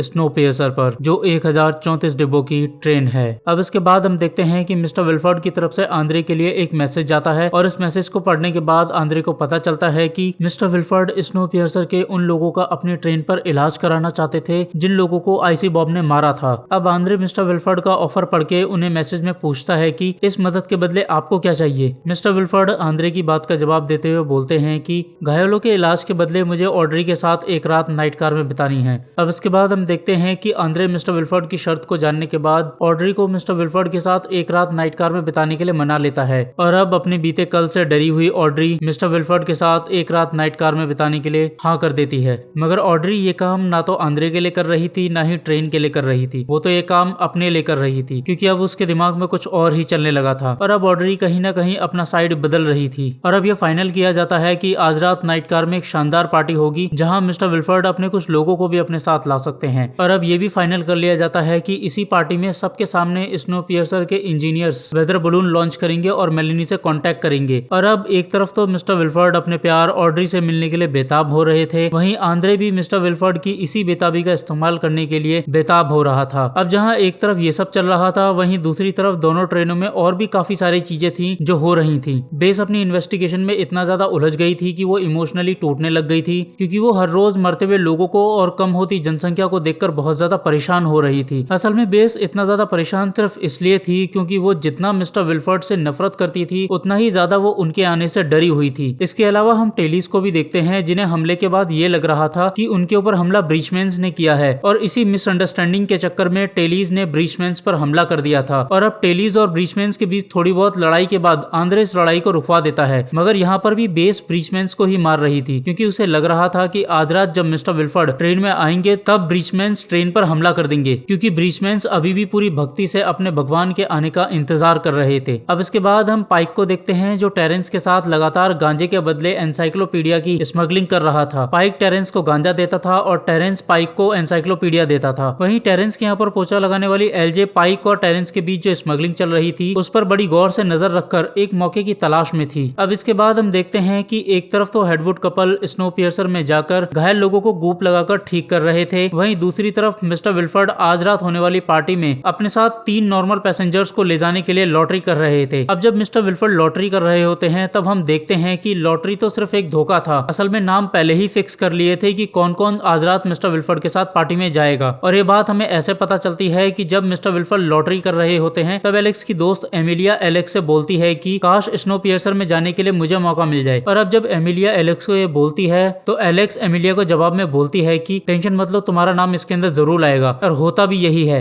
एमिलिया का नाम लॉटरी के अंदर आ जाता है। और हम नोटिस कर सकते हैं कि जब ये पूरा लॉटरी का खेल चल रहा था तब इस टाइम के बीच एलेक्स इस तरीके से रिएक्ट कर रही थी कि मानो वहाँ कोई धोखा चल रहा हो और एलेक्स को उस धोखे के पीछे की सारी सच्चाई पता हो। अब इसके बाद हम देखते हैं कि जब हेडवुड कपल जोशी का इलाज करने जा रहे होते हैं तब आंद्रे रूथ को जोशी के रूम में आने से मना कर देता है। और अब आंद्रे के इस तरीके के बर्ताव से रूथ आंद्रे से दूर होती जा रही थी, जो आंद्रे के लिए ही बिल्कुल भी अच्छा नहीं था। अब हम देखते हैं कि हेडवुड कपल जोशी की हालत देखकर आंद्रे को बोलते हैं कि जोशी का इलाज हम स्नोपियर्सर पर नहीं कर पाएंगे, अगर जोशी को ठीक करना है तो उसे बिग एलिस में ही भेजना होगा, और वो भी अकेले। हेडवुड कपल की बात सुनकर आंद्रे जोशी से अकेले में बात करता है और यहाँ जोशी उससे बोलती है कि देखो आंद्रे, यहाँ पर मैं ठीक नहीं हो पाऊंगी और अगर मैं बिग एलिस में गई तो वहाँ मैं ठीक भी हो जाऊंगी और इसी के साथ मैं बिग एलिस की काफी सारी जानकारी भी लाकर तुम्हें दे पाऊंगी। और क्योंकि आंद्रे को भी बिग एलिस के अंदर सेंध लगानी थी तो इसलिए आंद्रे को जोशी का आइडिया अच्छा लगता है, जिस वजह से वो जोशी के इस आइडिया में हामी भर देता है। और अब एक एक करके सभी टेलीज जोशी से मिलने आते हैं। यहाँ पर जोशी का बेटा माइल्स भी उससे मिलने आता है और फिर इसके बाद टेलीज जोशी को बड़े सम्मान के साथ बिग एलिस तक छोड़ने जाते हैं। और सभी टेलीज जोशी को इतना सम्मान इसलिए दे रहे थे क्योंकि आंद्रे भले ही लीडर था, लेकिन आंद्रे को लीडर बनाने वाली जोशी थी। वो जोशी ही थी जिसने पूरी टेल को एकजुट करा था। वो जोशी थी जिसने आंद्रे को लेकर सभी लोगों के अंदर भरोसा जगाया था और वो जोशी ही थी जिसने आंद्रे को भी इस बात का भरोसा दिलाया था कि वो एक बड़ा लीडर बनकर स्नोपियर्सर के अंदर बदलाव ला सकता है। और अभी भी बिग एलिस में जाने से पहले जोशी अपने लोगों को आंद्रे का साथ देने के लिए बोलकर जाती है। वो अपने लोगों से बोलती है कि कुछ भी हो जाए, कितने भी बुरे हालात क्यों ना आ जाएं, आंद्रे का साथ कभी मत छोड़ना। अगर तुम्हें मुझ पे भरोसा है तो आंद्रे पर भी हमेशा भरोसा रखना। और अब इसके बाद बड़े ही सम्मान के साथ जोशी बिग एलिस में चली जाती है। अब एक तरफ तो जोशी बिग एलिस में जा चुकी थी, वहीं ज़ारा ट्रेन पर कंट्रोल बढ़ाने के लिए रूथ के साथ एक डील कर लेती है, जिस डील के अंदर रूथ और ज़ारा के बीच ये फाइनल होता है कि रूथ ज़ारा को हॉस्पिटैलिटी में काम देगी और इसके बदले ज़ारा आंद्रे के दिल में रूथ को लेकर एक भरोसा कायम करेगी, जिससे रूथ को उसका खोया हुआ सम्मान और अधिकार वापस मिल जाएंगे। अब इसके बाद रात हो जाती है और हम देखते हैं कि मिस्टर विल्फर्ड पार्टी में आ जाते हैं और पार्टी शुरू हो जाती है। लेकिन क्योंकि वेदर बलून्स को मेलिनी से कांटेक्ट करने में अभी भी 40 मिनट लगने वाले थे, तो तब तक ऑड्री आंद्रे के कहने पर मिस्टर विल्फर्ड को नाइट कार में अपने रोमांस के अंदर उलझा कर रखती है। और इससे फायदा ये होता है कि मिस्टर विल्फर्ड को इन 40 मिनट के बीच स्नोपियर्सर के अंदर कुछ भी गड़बड़ी करने का चांस नहीं मिल पाता। वहीं पार्टी से जैसे ही मिस्टर विल्फर्ड जाते हैं, वैसे ही मोरे नाम का एक टेली जो कि लास्ट ऑस्ट्रेलियन था, वो एमिलिया से बात करने लगता है। और क्योंकि एमिलिया भी एक ऑस्ट्रेलियन थी तो उन दोनों के बीच एक बहुत अच्छी दोस्ती बन जाती है। और अब यहाँ पर मोरे और एमिली के बीच एक क्लोजनेस बढ़ने लग जाती है और इसी क्लोजनेस का फायदा उठाते हुए मोरे एमिली को एक आई मास्क देकर बोलता है कि ये मेरा लकी मास्क है, तुम जब बिग एलिस में जाओ तो इसे हमेशा अपने गले में डालकर रखना। मेरा कोई आदमी बिग एलिस के अंदर है जो तुम्हें इस आई मास्क के जरिए पहचानेगा और तुमसे कांटेक्ट करेगा। और क्योंकि एमिलिया भी कहीं ना कहीं मिस्टर मिस्टर विल्फर्ड से छुटकारा पाना चाहती थी, तो अब वो भी बगावत में शामिल हो जाती है। इन सब के बीच एलजे भी अपनी चाल चलते हुए एलेक्स के साथ अपनी दोस्ती बढ़ाने लग जाती है। एलजे एलेक्स को अपने साथ पार्टी से बाहर ले जाती है और फिर उसे ट्रेन के बाहर का बहुत सुंदर नजारा दिखाते हुए उसे एक एनसाइक्लोपीडिया भी गिफ्ट करती है और फिर इसके बाद ये दोनों यहाँ पर गांजा फूकने लग जाते हैं। और अब इसी तरीके से 40 मिनट खत्म हो जाने के बाद जब सभी लोग पार्टी में वापस आ जाते हैं, तब पार्टी के अंदर एक डिस्प्ले सबके सामने आती है और फिर इस डिस्प्ले पर इंजन से लाइव टेलीकास्ट किया जाता है। इस लाइव टेलीकास्ट के अंदर बैन और हावी मिलकर वेदर बलून को लॉन्च करते हैं और फिर वेदर बलून के लॉन्च होने के बाद जैसे ही वो वेदर बलून 35,200 मीटर से ऊपर पहुंचता है, वैसे ही स्नोपियर्सर का मेलेनी से कांटेक्ट हो जाता है और इसी के साथ मिस्टर विल्फर्ड की खुशियों को ग्रहण लग जाता है। और अब धीरे धीरे मिस्टर विल्फर्ड की पीठ के पीछे से सब कुछ उनके खिलाफ होता जा रहा था। जोशी बिग एलिस में पहुंच चुकी थी जासूसी करने के लिए, एमिलिया ने भी अपना रास्ता चुन लिया था। और अब बात करें एलेक्स की, तो वो भी धीरे धीरे स्नोपियर्सर की तरफ और अपनी मॉम की तरफ खिंची चली जा रही थी। और यही एपिसोड खत्म हो जाता है। स्नोपियर्सर सीजन 2 एपिसोड 5। एपिसोड शुरू होता है और हम देखते हैं कि जोशी को गोप से भरे टैंक में डालकर उसका इलाज चल रहा होता है और अब वो धीरे धीरे ठीक भी हो रही होती है। और जैसे जैसे वो ठीक हो रही थी वैसे वैसे वो एमिलिया के जरिए आंद्रे तक मैसेज पहुंचा रही थी। और अब बिग एलिस में और भी लोग एमिलिया के साथ मिलकर आंद्रे की तरफ हो चुके थे। वहीं हम स्नोपियर्सर में देखते हैं कि आंद्रे को जोशी का मैसेज मिलता है जिसमें लिखा था कि Coldman preparing, Wilford making a move. इसका मतलब सीधा सीधा था कि मिस्टर विल्फर्ड किसी बड़े एक्शन के लिए तैयार है और उसने आईसी बॉब को भी इस मिशन के लिए तैयार कर लिया है। अब इन सब के पीछे से हम जोशी की वॉइस सुनते हैं जो बोल रही थी कि जब आप पहले कभी जख्मी ना हुए हो तो आपके लिए लड़ना आसान होता है, लेकिन हर लड़ाई में खतरा तो होता ही है और कई बार आपको अपने ही लोग साइडलाइन कर देते हैं। और मैं भी काफी टाइम से एक लड़ाई लड़ रही हूँ जिस वजह से कई बार मैं भी अपना वजूद भूल जाती हूँ, मगर फिर भी मैं अपना मकसद कभी नहीं भूलती, क्योंकि बदलाव लाने के लिए मुझे अपनी उम्मीद को जिंदा रखकर सब कुछ ठीक होने का इंतजार करना ही होगा, अपने लोगों के लिए इंतजार करना होगा इस स्नोपियर्सर पर जो 1034 डिब्बों की ट्रेन है। इसके बाद हम देखते हैं कि मिस्टर विल्फर्ड साइक के साथ मिलकर कुछ बड़ा प्लान कर रहे थे और अब इंटरेस्टिंग बात यह थी कि इस प्लान से एलेक्स को जानबूझकर दूर रखा जा रहा था। और अब मिस्टर विल्फर्ड अपने सीक्रेट प्लान के बारे में साइक से बात करने के बाद उसे एक मैसेज देते हैं जो आंद्रे के लिए था। अब इसके बाद मैसेज आंद्रे के पास पहुंच जाता है तो उसे पता चलता है कि मिस्टर विल्फर्ड ने इस मैसेज के जरिए ऑड्री को डिनर पर इनवाइट किया है बिग एलिस पर। अब इस मैसेज के बारे में आंद्रे और इंजन को पता चलते ही बेन ऑड्री को इंजन में बुलाकर उसे स्नोपियर्सर में लगे एक कॉम बॉक्स को दिखाते हुए बोलता है कि ऑड्री ऐसा ही एक बॉक्स बिग एलिस के इंजन में भी लगा होगा, तुम्हें बस वहां जाकर इस बॉक्स के अंदर के वायर्स को बदलना है और जैसे ही तुम वायर्स को बदल दोगी वैसे ही हम मिस्टर विल्फर्ड की सभी बातें सुन पाएंगे। ऑड्री बेन की बातें सुनकर इस काम के लिए मान जाती है और फिर इसके बाद ऑड्री सच धज कर मिस्टर विल्फर्ड के इंजन में पहुंच जाती है। अब इसके बाद हम देखते हैं कि ऑड्री के इंजन में पहुंचने के बाद मिस्टर विल्फर्ड उसके साथ टाइम स्पेंड करने लग जाते हैं। यहाँ ऑड्री मिस्टर विल्फर्ड से बचते हुए कॉम बॉक्स में छेड़खानी करने की कोशिश करती है मगर वो कामयाब नहीं हो पाती। और अब इसके बाद बातों ही बातों में मिस्टर विल्फर्ड ऑड्री से बिग एलिस के अंदर ही रुक जाने के लिए रिक्वेस्ट करते हैं और साथ ही वो ऑड्री को ये भी बताते हैं कि ऑड्री कुछ बड़ा होने वाला है, इसलिए तुम बिग एलिस के अंदर ही रुक जाओ। वहीं दूसरी तरफ हम स्नोपियर्सर में आंद्रे को देखते हैं जो जोशी के मैसेज के बाद से ही ये पता करने की कोशिश कर रहा था कि आखिर जब मिस्टर विल्फर्ड स्नोपियर्सर पर हमला करेंगे तब स्नोपियर्सर में कौन कौन उनका साथ देगा, यानी कि आंद्रे स्नोपियर्सर के अंदर मिस्टर विल्फर्ड के वफादारों को ढूंढ रहा था। इन सब के बीच आंद्रे को इंजन से ये भी पता चलता है कि 11 बलून्स के लॉन्च होने के बावजूद भी मेलेनी के पहले कांटेक्ट के बाद अब तक इंजन का मेलेनी से कोई कांटेक्ट नहीं हो पाया है। और अब प्रॉब्लम ये थी कि समय आ गया था लोगों को मेलेनी से जुड़े अपडेट देने का, और क्योंकि लोगों तक मेलेनी के मिसिंग होने की खबर पहुंचने के बाद लोगों के बीच आंद्रे को लेकर भरोसा टूट सकता था और इसी टूटे हुए भरोसे का फायदा मिस्टर विल्फर्ड उठाकर ट्रेन पर कब्जा कर सकते थे। तो ऐसी परिस्थिति पैदा ना हो और स्नोपियर्सर एकजुट रहे, इसके लिए रूथ आंद्रे को आइडिया देते हुए बोलती है कि आंद्रे अगर तुम चाहते हो कि स्नोपियर्सर के लोग तुम्हारे साथ खड़े रहें और एकजुट रहें तो तुम्हें अब स्नोपियर्सर के लोगों से झूठ बोलना होगा और बाहर जाकर स्नोपियर्सर के लोगों को यही बताना होगा कि तुम्हारा मेलेनी से कांटेक्ट हो गया है और साथ ही मिस्टर विल्फर्ड को भी यही झूठ बोलना होगा। और अब क्योंकि आंद्रे के पास कोई और ऑप्शन नहीं था तो इसलिए आंद्रे को रूथ का आइडिया बहुत ज्यादा अच्छा लगता है। और अब ठीक मेलेनी की ही तरह आंद्रे का भी साम्राज्य झूठ पर शुरू हो गया था जो सीजन 3 तक पहुंचते पहुंचते बहुत ज्यादा बढ़ जाएगा और एक भयानक रूप ले लेगा। तो सीजन 3 तक बने रहिए हमारे चैनल के साथ। अब इसके बाद एक तरफ तो रूथ अनाउंसमेंट करके स्नोपियर्सर के लोगों को झूठ बोलते हुए बोलती है कि स्नोपियर्सर के वासियों,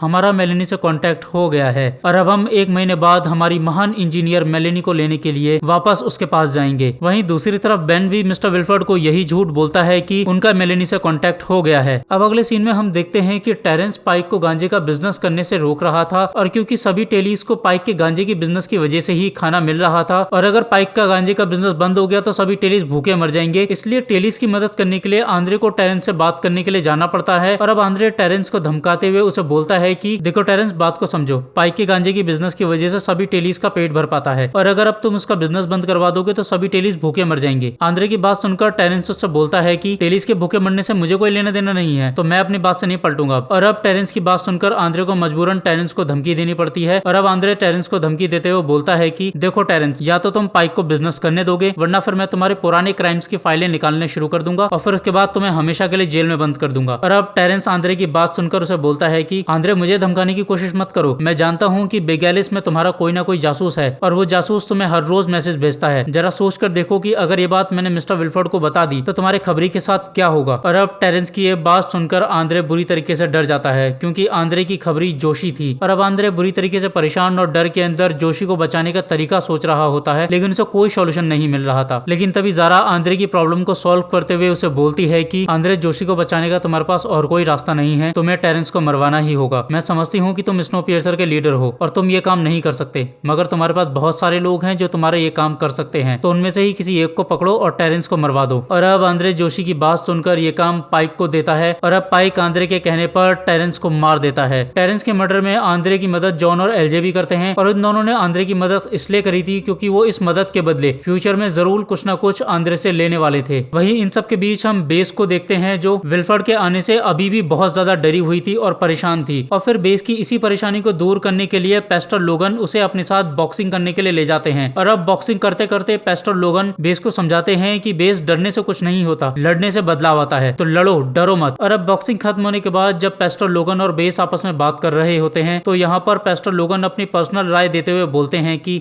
बेस, आंद्रे एक अच्छा इंसान तो है लेकिन वो एक अच्छा लीडर नहीं है, लोग धीरे धीरे उसके खिलाफ खड़े हो रहे हैं और बेस, तुम देख लेना, आंद्रे के खिलाफ ये बगावत बहुत जल्दी बहुत बड़ा रूप ले लेगी। अब इसके बाद हम देखते हैं कि रात हो चुकी थी और बेगैलिस से आने वाले सामान के साथ जोशी का एक मैसेज आता है जिसमें लिखा था टुनाइट ब्रीचमैन्स। और अब इस मैसेज को पढ़ते ही आंद्रे रूथ को बोलता है कि जल्दी से ऑड्री को स्नोपियर्सर के अंदर बुलाओ और बॉर्डर को बंद कर दो। और अब इतना बोलने के बाद आंद्रे रोश के साथ ब्रीचमैन्स के कैबिन की तरफ भागने लगता है। अब जब आंद्रे और रॉस ब्रीचमैन्स के कैबिन की तरफ पहुंचने ही वाले होते हैं तभी वहां पर एक हुड पहना हुआ आदमी ब्रीचमैन्स के कैबिन में घुसने लगता है, मगर इससे पहले कि वो हुड वाला आदमी ब्रीचमैन के कैबिन में घुस पाता वहाँ आंद्रे और रॉस आ जाते हैं, जिस वजह से उस हुड वाले आदमी को छुपना पड़ जाता है। अब इसके बाद हम देखते हैं कि जब आंद्रे और रॉस ब्रीचमैन्स के कैबिन में पहुंचते हैं तो वो देखते हैं कि कैबिन के अंदर सिर्फ ब्रीचमैन वोस्कोविच है और वोस्कोविच के बाकी के साथी वहां से मिसिंग है। और अब आंद्रे बाकी ब्रीचमैन्स को मिसिंग देख वोस्कोविच से पूछताछ करते हुए पूछता है कि वोस्कोविच, मुझे सच सच बताओ, तुम्हारे ब्रीचमैन साथियों और मिस्टर विल्फर्ड का आज रात का क्या प्लान है, तुम क्या करने वाले हो? आंद्रे की बात सुनकर वोस्कोविच बोलता है कि हमारा कोई प्लान नहीं है आंद्रे, और रही बात मेरे साथियों की तो वो इधर उधर कुछ ना कुछ टाइम पास कर रहे होंगे। और अब जब आंद्रे और रॉस वोस्कोविच से पूछताछ कर रहे थे तब इस बीच बहुत सारे हुड पहने हुए अननोन लोग एक एक करके वोस्कोविच के सभी साथियों को मार रहे थे। उन अननोन लोगों ने पूरी स्नोपियर्सर को ब्रीचमैन्स के खून से नहला दिया था और अब देखते ही देखते वोस्कोविच के सभी साथी स्नोपियर्सर की जमीन पर मरे पड़े हुए थे। उनका खून फर्श पर बुरी तरीके से फैला हुआ था और अब ब्रीचमैन्स के इसी भयानक कत्ल की वजह से पूरी स्नोपियर्सर में रेड अलर्ट बजने लग जाता है। और अब जैसे ही रेड अलर्ट बजता है वैसे ही आंद्रे को समझ आ जाता है कि उससे मैसेज समझने में गलती हो गई है। वहीं दूसरी तरफ हम देखते हैं कि बॉर्डर पर खड़ी ऑड्री भी रेड अलर्ट देखकर समझ जाती है कि मिस्टर विल्फर्ड ने अपना खेल शुरू कर दिया है। और अब क्योंकि एक तरफ तो ऑड्री ने कॉम्बॉक्स का काम खत्म नहीं किया था, वहीं दूसरी तरफ स्नोपियर्सर के अंदर बसता रेड अलर्ट मिस्टर विल्फर्ड की जीत पक्की कर रहा था, तो ऐसे हालातों में ऑड्री का स्नोपियर्सर पर जाने का कोई मतलब नहीं था। स्नोपियर्सर में जाकर ऑड्री के हाथ कुछ नहीं लगने वाला था। वहीं बेगैलिस में रहने का मतलब था कि अगर विल्फर्ड जीतता है तो वो विल्फर्ड के साथ सेफ रहेगी और राज करेगी, और अगर ऑड्री को मिस्टर विल्फर्ड की हार दिखाई देती है तो वो कॉम्बॉक्स के वायर बदलकर स्नोपियर्सर में अपनी वफादारी साबित करके अपने आप को बचा लेगी। और अब मिस्टर विल्फर्ड विल्फर्ड की विन विन वाली चाल के साथ ये एपिसोड खत्म हो जाता है। स्नोपियर्सर सीजन 2 एपिसोड 6 एपिसोड शुरू होता है और हम देखते हैं कि मेलेनी सभी मुश्किलों को पार करते हुए रिसर्च स्टेशन तक पहुंचने ही वाली होती है कि तभी उसकी आइस बाइक खराब हो जाती है और क्योंकि उसके सूट में पावर भी खत्म होने वाली थी तो इसलिए वो अपने खाने और बाकी चीजों को छोड़कर सिर्फ काम करने के इम्पोर्टेंट सामान को लेकर रिसर्च स्टेशन तक पहुंच जाती है, जहां पर टेम्परेचर -122 डिग्री होता है। यहाँ पहुंचते ही मेलेनी को लोगों की बर्फ में जमी हुई लाशें दिखाई देने लग जाती हैं और इन सब के पीछे से हमें मेलेनी की वॉइस सुनाई देती है जो बोल रही थी कि बाहर ऐसी ठंड नहीं है जिसको हम झेल सकें और इसके जिम्मेदार भी हम ही हैं और अब धरती ही है जो खुद को फिर से गर्म कर सकती है और मैं समुद्र से 11,000 फीट ऊपर जिंदगी और मौत के बीच जूझ रही हूँ इंसानियत को बचाने के लिए, स्नोपियर्सर से बहुत दूर जिसके 1034 डिब्बे हैं। इसके बाद हम देखते हैं कि मेलेनी स्टेशन में आने के बाद अपना टेंट लगाकर उस टेंट को गर्म करती है और फिर उसके बाद वो रिसर्च स्टेशन के सोलर पैनल पर जमी हुई बर्फ को साफ करने के बाद अपनी बैटरीज को चार्ज करने लगती है और अब बैटरीज के चार्ज हो जाने के बाद वो स्टेशन की पावर ऑन कर देती है। साथ ही वो स्टेशन में पड़ी हुई लाशों को भी साइड कर देती है ताकि उसे काम करने में दिक्कत ना हो। अब जैसे ही मेलेनी स्टेशन को काम करने लायक बनाती है वैसे ही वहाँ लैंडस्लाइड हो जाती है और अब लैंडस्लाइड के बाद मेलेनी का खाना और उसका बाकी सारा सामान बर्फीली चट्टानों के नीचे दब जाता है और अब उसके पास खाने के लिए कुछ बिस्किट्स होते हैं और गिफ्ट में दी हुई बेन की कुछ टॉफियां होती हैं और अब मेलेनी को इतने से खाने के साथ ही पूरे 30 दिन जिंदा रहना था। अब स्टेशन पहुंचने के कुछ दिन बाद पहली बार मेलेनी का स्नोपियर्सर से कनेक्शन बन पाता है, यानी कि ये वो समय था जिस रात आंद्रे ने मिस्टर विल्फर्ड को नाइट कार के लिए इनवाइट किया था। अब एक तरफ तो मेलेनी का कॉन्टेक्ट स्नोपियर्सर से हो गया था, वहीं दूसरी तरफ हम देखते हैं कि इन 4 दिनों के बीच मेलेनी को भूख और ठंड की वजह से इमेजिनरी मिस्टर विल्फर्ड दिखाई देने लग गया था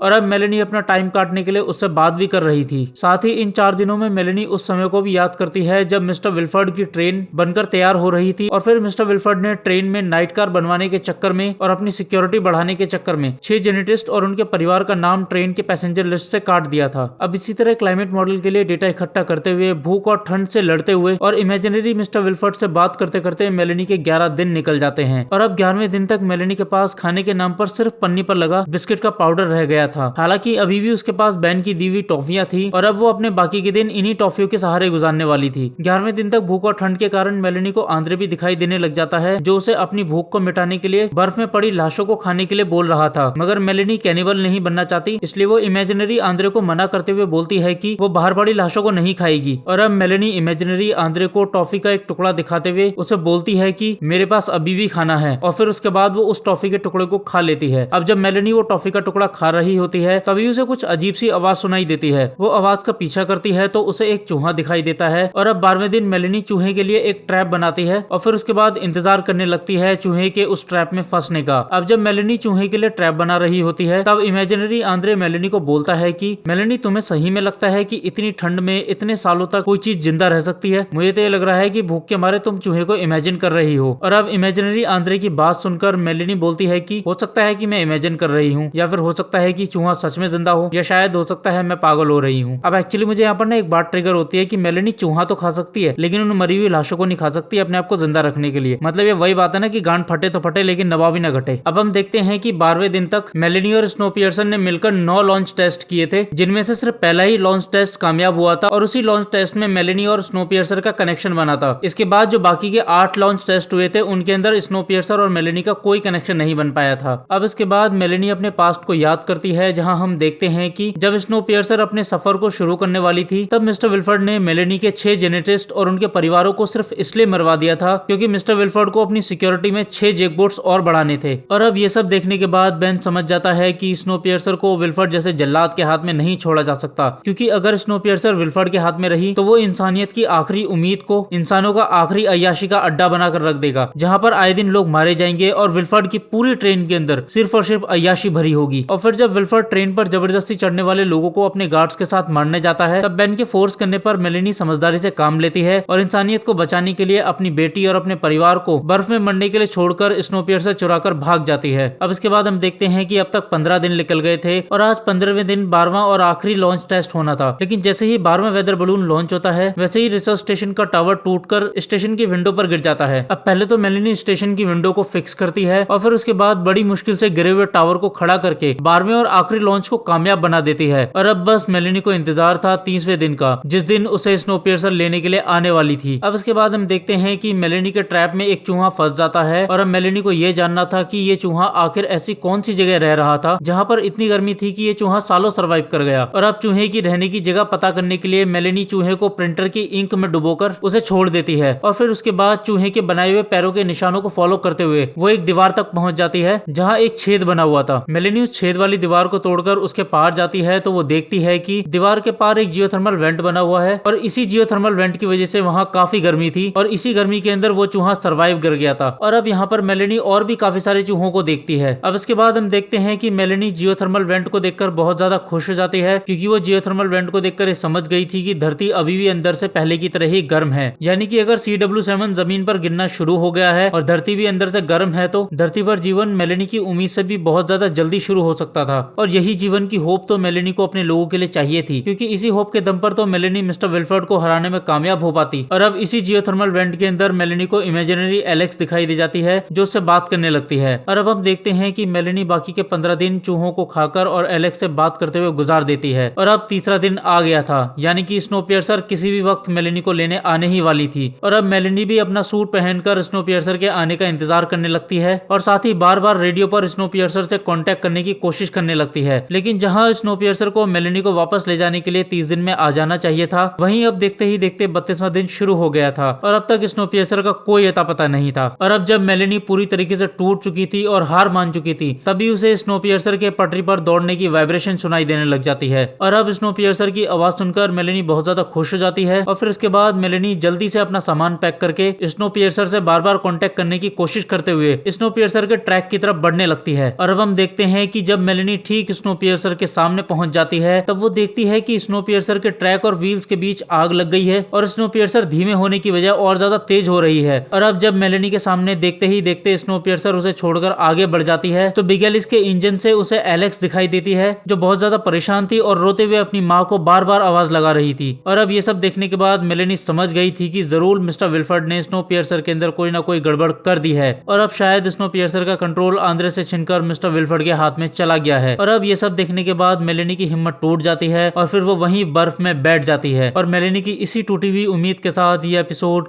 खत्म हो जाता है। स्नोपियर्सर सीजन 2 एपिसोड 7 एपिसोड शुरू होता है और हम देखते हैं कि बेस ब्रीचमैन्स के मर्डर की इन्वेस्टिगेशन कर रही होती है और साथ ही खुद को दोषी समझ रही होती है क्योंकि उसने ब्रीचमैन्स की विल्फर्ड को लेकर अटूट वफादारी के चक्कर में उन्हें ही अपना दुश्मन समझ लिया था जबकि असली दुश्मन तो कोई और था, वो हुड वाले लोग जो अभी तक गायब थे। और इन सब के पीछे से हमें बेस की वॉइस सुनाई देती है जो बोल रही थी कि मुझे लगा था कि मुझे लोगों की मौत देखने की आदत हो चुकी है क्योंकि 7 बिलियन लोगों की मौत के आगे 8 लोगों की मौत कुछ भी नहीं थी, मगर इन 8 लोगों की मौत की बात कुछ अलग थी क्योंकि उन 7 बिलियन लोगों को हमने नहीं मारा था लेकिन इन 8 लोगों को हमने ही मारा था। इन्हें हमारी खूनी जंग ने मारा था। हम सभी इस खूनी जंग के अंदर बहक चुके हैं और मैं भी इस जंग के अंदर बहक चुकी हूँ, लेकिन अब मुझे सब कुछ ठीक करना होगा और सब कुछ रोकना होगा क्योंकि मैं एक रात सुकून से सोना चाहती हूँ बिना इस डर के कि आज किसी और की जान न चली जाए इस स्नोपियर्सर पर जो 1034 डिब्बों की ट्रेन है। इसके बाद हम देखते हैं कि एक तरफ मिस्टर विल्फर्ड और ऑड्री बिगेलिस के इंजन में बैठकर एक दूसरे में खोए हुए थे और साथ ही मिस्टर विल्फर्ड ने एलेक्स को अपने इंजन और अपने सीक्रेट मिशन से बाहर कर रखा था। वहीं स्नोपियर्सर में एक तरफ पेस्टर लोगन बेस के सामने बोस्कोविच को उसके दोस्तों की मौत के गम से बाहर निकलने में मदद करते हुए बोस्कोविच को वैसा ही लॉकेट देते हैं जैसा लॉकेट पेस्टर लोगन ने बेस को दिया था। वहीं दूसरी तरफ बेस भी इन्वेस्टिगेशन करते हुए जॉन और एलजे तक पहुंच जाती है और फिर बेस जॉन से मदद मांगते हुए उसे एक रेड कलर का पुराना विंटेज विल्फर्ड बटन दिखाती है जो काफी ज्यादा पुराना था।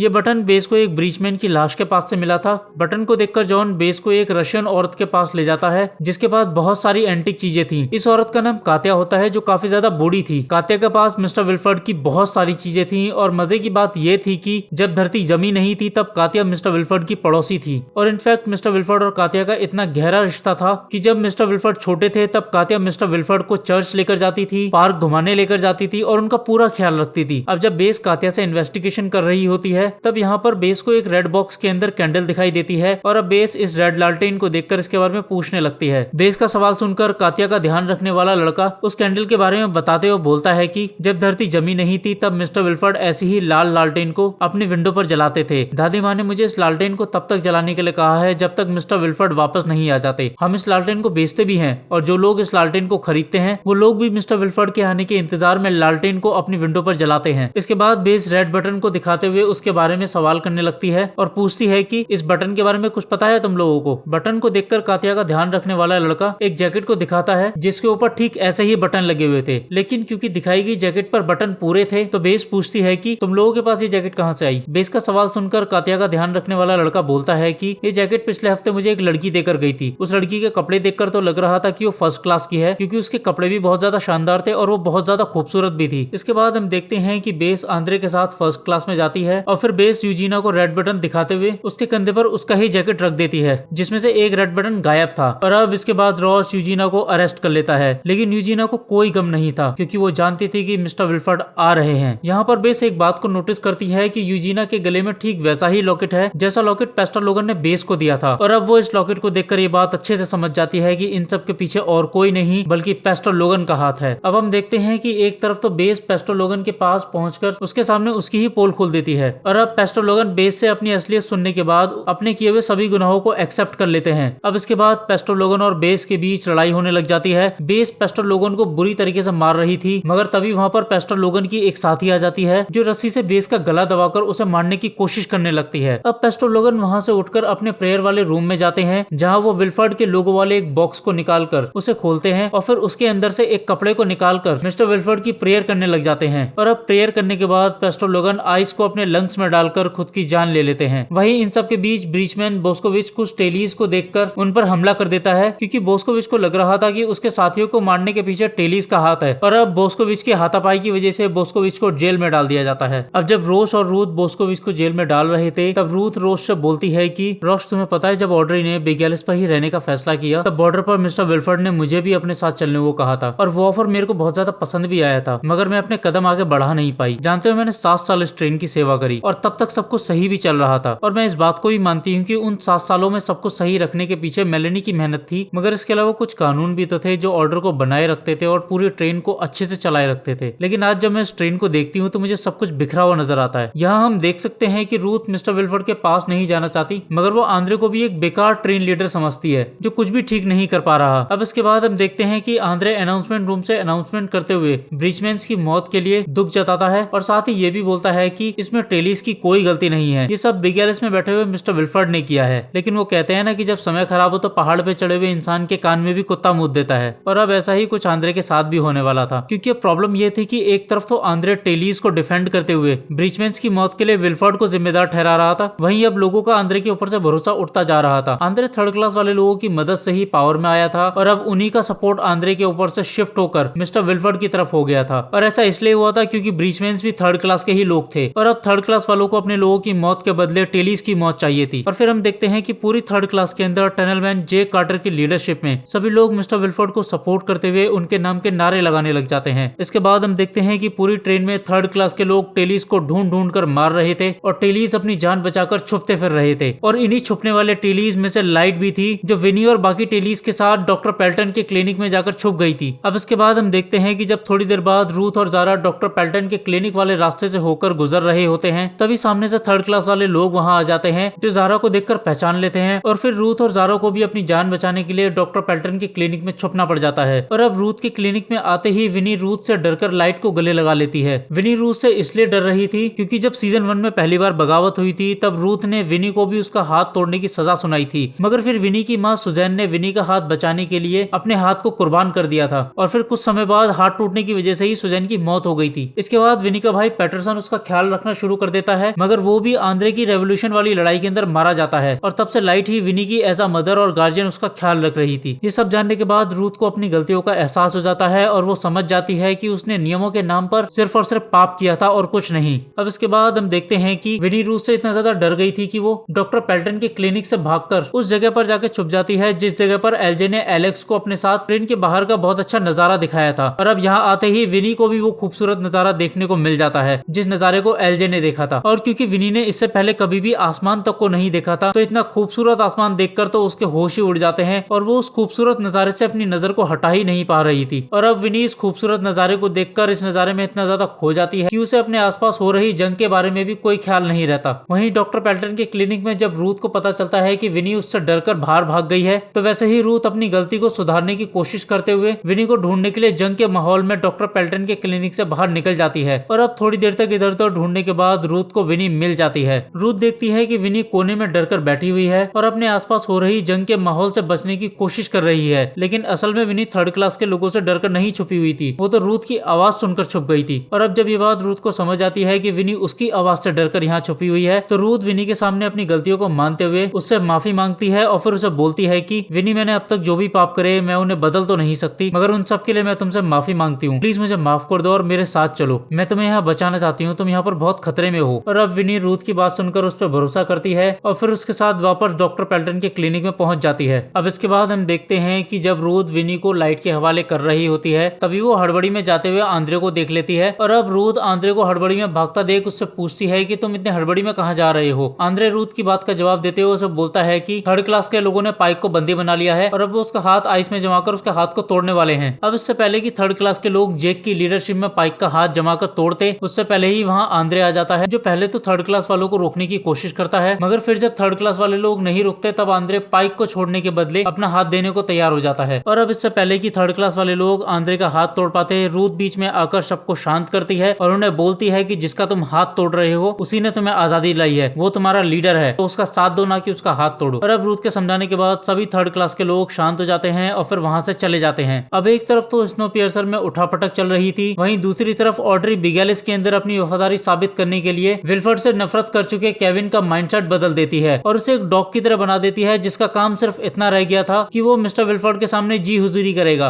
और अब ऑड्री केविन को चलने के लिए बोलती तो केविन चलता, ऑड्री उसे मिस्टर विल्फर्ड के तलवे चाटने को बोलती तो वो तलवे चाटता, यानी कि केविन वो सब काम कर रहा था जो ऑड्री उससे कह रही थी। और अब मिस्टर विल्फर्ड का भरोसा जीतने के बाद ऑड्री मिस्टर विल्फर्ड को किस कर लेती है। अब इसके बाद हम देखते हैं कि रात हो चुकी थी और स्नोपियर्सर की बहुत सारी विंडो से ग्रैंड माँ कातिया की रेड लालटेन जलती हुई दिखाई दे रही थी। लालटेन जलाने वाले लोगों में से रॉश और उसका परिवार भी थे। और अब देखते ही देखते स्नोपियर्सर के सभी नागरिक रेड लालटेन को जलाकर मिस्टर विल्फर्ड को पुकार रहे थे। स्नोपियर्सर के लोग रेड लालटेन को जलाकर मिस्टर विल्फर्ड के प्रति अपनी वफादारी साबित कर रहे थे। वो इस तरह मिस्टर विल्फर्ड को स्नोपियर्सर का मालिक, किंग और अपना भगवान मान चुके थे। वहीं बिगेलिस से स्नोपियर्सर के लोगों का भगवान अपने भक्तों की पुकार सुनकर बहुत ज्यादा खुश हो जाता है। और अब मिस्टर विल्फर्ड पहले तो एलेक्स को अपनी जीत में शामिल होने के लिए बुलाते हैं और फिर उसके बाद साइक को बुलाकर आईसी बॉब को जंग के लिए तैयार करने का ऑर्डर दे देते हैं। और अब एक तरफ जहां आंद्रे को उसका साम्राज्य, उसके लोगों की मेहनत, उसके लोगों का बलिदान बिखरता हुआ नजर आ रहा था, वहीं स्नोपियर्सर के नागरिकों के भगवान ने अपने भक्तों की पुकार सुन ली थी। वो आने वाला था अपने भक्तों के लिए, अपने वफादार लोगों के लिए, अपनी ट्रेन स्नोपियर्सर के लिए, जो 1034 डिब्बों की ट्रेन है। और अब स्नोपियर्सर में बदलते माहौल के साथ ही ये एपिसोड खत्म हो जाता है।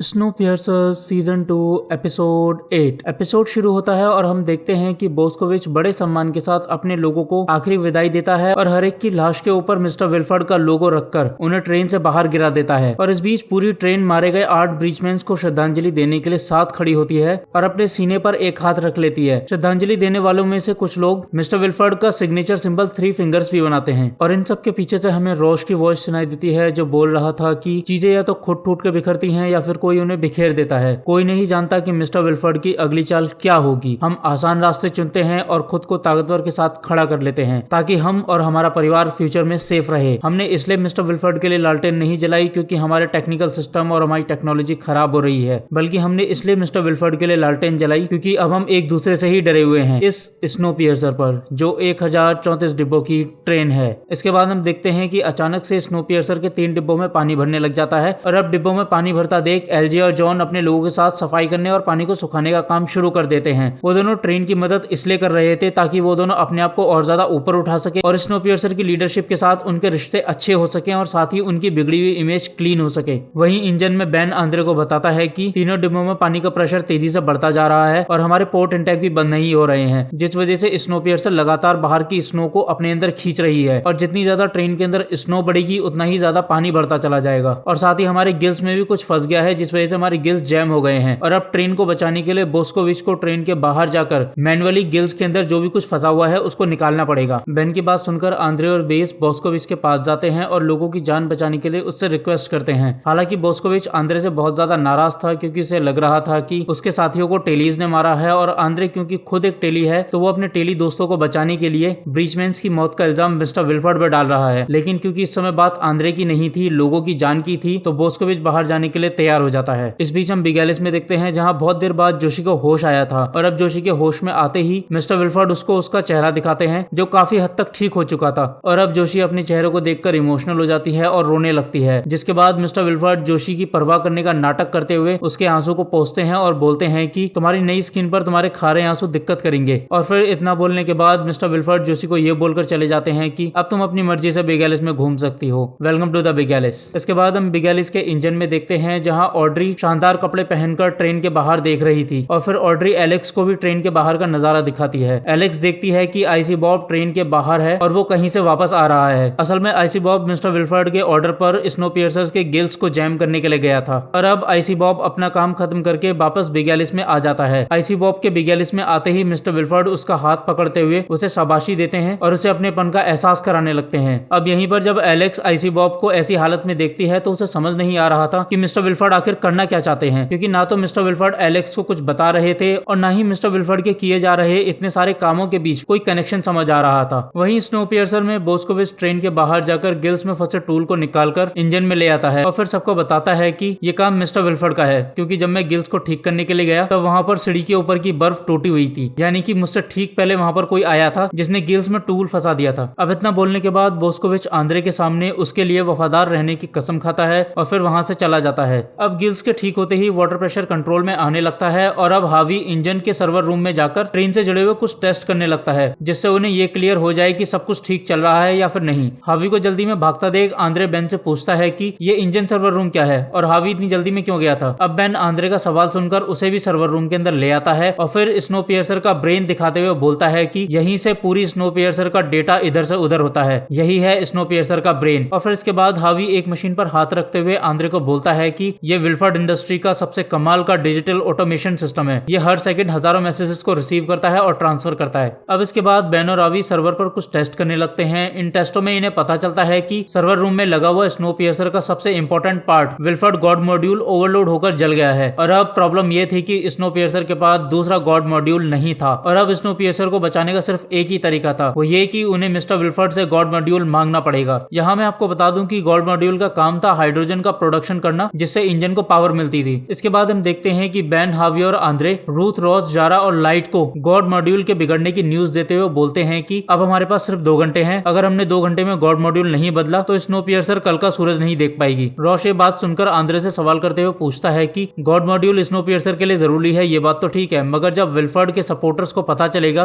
कि विल्फर्ड उनकी जान बचाने के लिए आ रहा है तो लोग और ज्यादा उसकी तरफ नहीं हो जाएंगे और हो सकता है कि विल्फर्ड स्नोपियर्सर पर कब्जा भी कर ले। अब आंद्रे रॉस के सवाल का जवाब देते हुए बोलता है कि विल्फर्ड बिग एलिस से अकेले आएगा और हम भी विल्फर्ड को चुपचाप स्नोपियर्सर के अंदर लेके आएंगे और फिर गॉड मॉड्यूल के बदलते ही उसे चुपचाप बिग एलिस के अंदर वापस भेज देंगे। इसके बाद लाइट आंद्रे से पूछती है कि अगर कोई गड़बड़ हुई तो हमें कैसे पता चलेगा। आंद्रे लाइट की बात का जवाब देते हुए बोलता है कि लाइट, अगर कोई भी गड़बड़ हुई तो मैं तुम्हें सिग्नल दे दूंगा। अब एक तरफ तो जहाँ स्नोपियर्सर बंद होने वाली थी, वहीं एलजे और जॉन के बीच भी प्यार शुरू हो जाता है। अब इसके बाद हम बिग एलिस में देखते हैं कि एक तरफ तो जोशी आईसी बॉब की बहुत बुरी हालत देखकर उसे मिस्टर विल्फर्ड का साथ छोड़ने के लिए बोल रही थी, मगर क्योंकि आईसी बॉब मिस्टर विल्फर्ड के लिए पूरी तरीके से ईमानदार था तो इसलिए वो जोशी को बोलता है कि नहीं, मैं मिस्टर विल्फर्ड के लिए हमेशा वफादार रहूंगा, यही मेरा मिशन है। और अब जब जोशी आईसी बॉब को भड़का रही थी तभी वहाँ पर मिसेस हेडवुड आ जाती हैं, जो आईसी बॉब को मेडिसिन खिलाते हुए जोशी को बोलती हैं कि जोशी तुम भी तैयार रहना, अगली बारी तुम्हारी होगी बाहर जाने की। मिसेस हेडवुड की बात सुनने के बाद जोशी अपनी नई स्किन की कैपेबिलिटी टेस्ट करने के लिए अपने एक हाथ को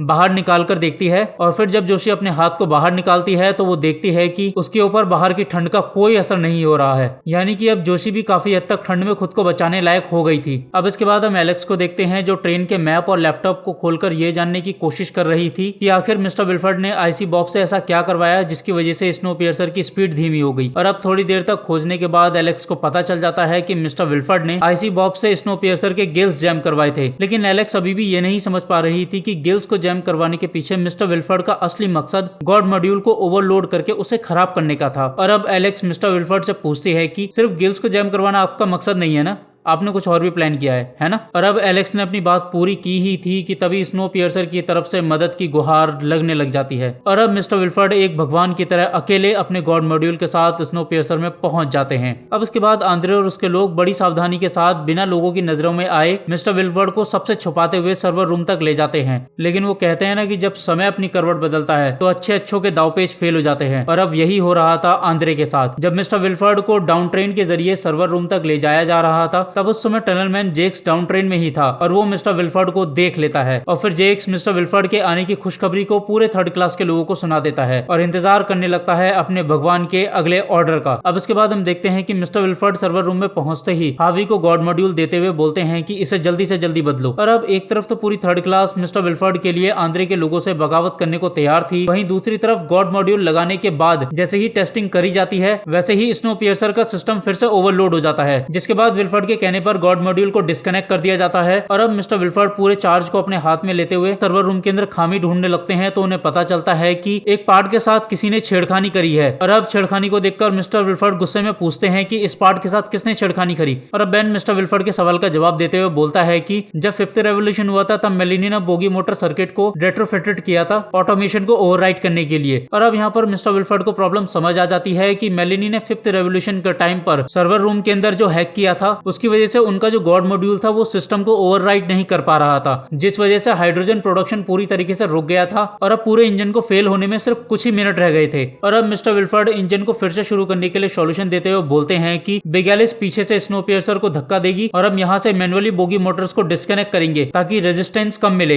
इसके बाद मिस्टर विल्फर्ड बेन को पहले तो इमरजेंसी शटडाउन करने के लिए बोलते हैं और फिर मेलेनी के हैक को ठीक करने के लिए सर्किटरी की रिवायरिंग करके जंप स्टार्ट करने को बोलते हैं। और मिस्टर विल्फर्ड के बताए गए इस पूरे प्रोसेस में चंद सेकंड के अंदर 200 से ज्यादा शटडाउन होने वाले थे। और अब प्रॉब्लम यह थी कि अगर फिर भी इंजन स्टार्ट नहीं होता तो पूरी स्नोपियर्सर जम जाएगी और सभी लोग मारे जाएंगे। इसके बाद बेन इंजन से टनलमैन को लेवल 5 की चेतावनी देते हुए मैनुअली शटडाउन का ऑर्डर देता है। और अब ऑर्डर मिलते ही टनलमैन जेक्स अपने लोगों के साथ अपनी पोजीशन लेते हुए विल्फर्ड के इंस्ट्रक्शंस का इंतजार करने लगता है। और अब मिस्टर विल्फर्ड ऑर्डर देते हुए बोलते हैं कि engage level 3 shutdown. Mister Wilfrid का ऑर्डर मिलते ही जेक्स अपनी टीम के साथ इंजन को मैनुअली शटडाउन कर देता है और पूरी स्नोपियर्सर में देखते ही देखते अंधेरा छा जाता है। इसके बाद जब मिस्टर विल्फर्ड के ऑर्डर पर हावी सर्किटरी को ठीक कर रहा होता है तो वो बहुत ज्यादा घबरा जाता है, जिस वजह से उसकी काम करने की स्पीड धीमी हो जाती है और वो बहुत ज्यादा कंफ्यूज हो जाता है। और अब मिस्टर विल्फर्ड हावी की धीमी स्पीड को देखकर और उसे कंफ्यूज देखकर उसे साइड करते हुए आंद्रे को ताना मारते हैं कि आंद्रे तुम ये सब काम नहीं कर सकते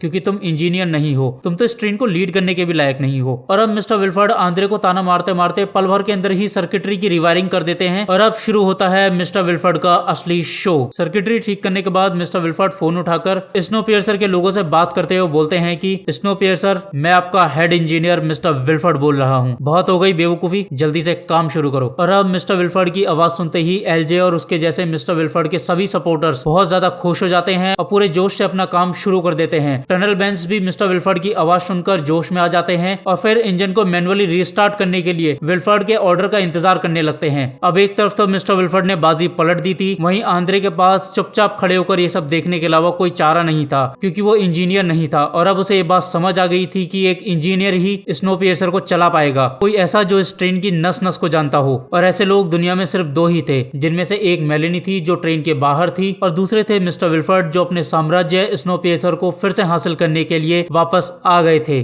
और अब इस सिचुएशन तक आंद्रे और उसके सपोर्टर ये समझ गए थे कि सत्ता आंद्रे के हाथ से चली गई है। अब इसके बाद हम देखते हैं कि आंद्रे मिस्टर विल्फर्ड से बोलता है कि तुम ट्रेन की सत्ता हासिल करने के लिए इस हद तक गिर जाओगे मैंने सोचा नहीं था, तुमने ट्रेन की सत्ता हासिल करने के लिए 3000 लोगों की जान खतरे में डाल दी। और अब मिस्टर विल्फर्ड आंद्रे की बात सुनकर पहले तो मुस्कुराते हैं और फिर उसे बोलते हैं कि आंद्रे अगर सिंहासन एक है तो महाराज भी एक ही होगा। इतना बोलने के बाद मिस्टर विल्फर्ड टनल मैन्स को सिस्टम रीस्टार्ट करने का ऑर्डर दे देते हैं और फिर ऑर्डर मिलते ही एक तरफ टनल मैन सिस्टम को मैनुअली रीस्टार्ट करने लगते हैं, वहीं मिस्टर विल्फर्ड और हावी सर्वर रूम से ट्रेन को रीस्टार्ट कर देते हैं। और अब ट्रेन के रीस्टार्ट होते ही अंधेरे में डूबी स्नोपियर्सर फिर से जगमगाने लगती है। इसके बाद हम देखते हैं कि आंद्रे चुपचाप स्नोपियर्सर को मिस्टर विल्फर्ड के हवाले कर देता है और फिर इंजन रूम में जाकर अपने लोगों को सिग्नल देकर ये बता देता है कि सत्ता उसके हाथ से चली गई है और अब आंद्रे की सत्ता साथ जाते ही जहां एलजे और पूरी थर्ड क्लास मिस्टर विल्फर्ड के नाम की जय जयकार कर रही थी, वहीं आंद्रे, बेन, रूथ, रोश, बेस और जारा बुरी तरह से घबराहट में डरे हुए थे, क्योंकि उन सबको अपना अंत साफ दिखाई दे रहा था। उन्हें लोकतंत्र का अंत दिखाई दे रहा था। उन्हें मिस्टर विल्फर्ड के साम्राज्य की शुरुआत साफ साफ दिखाई दे रही थी। इसके बाद मिस्टर विल्फर्ड के ऑर्डर पर आंद्रे को अरेस्ट कर लिया जाता है।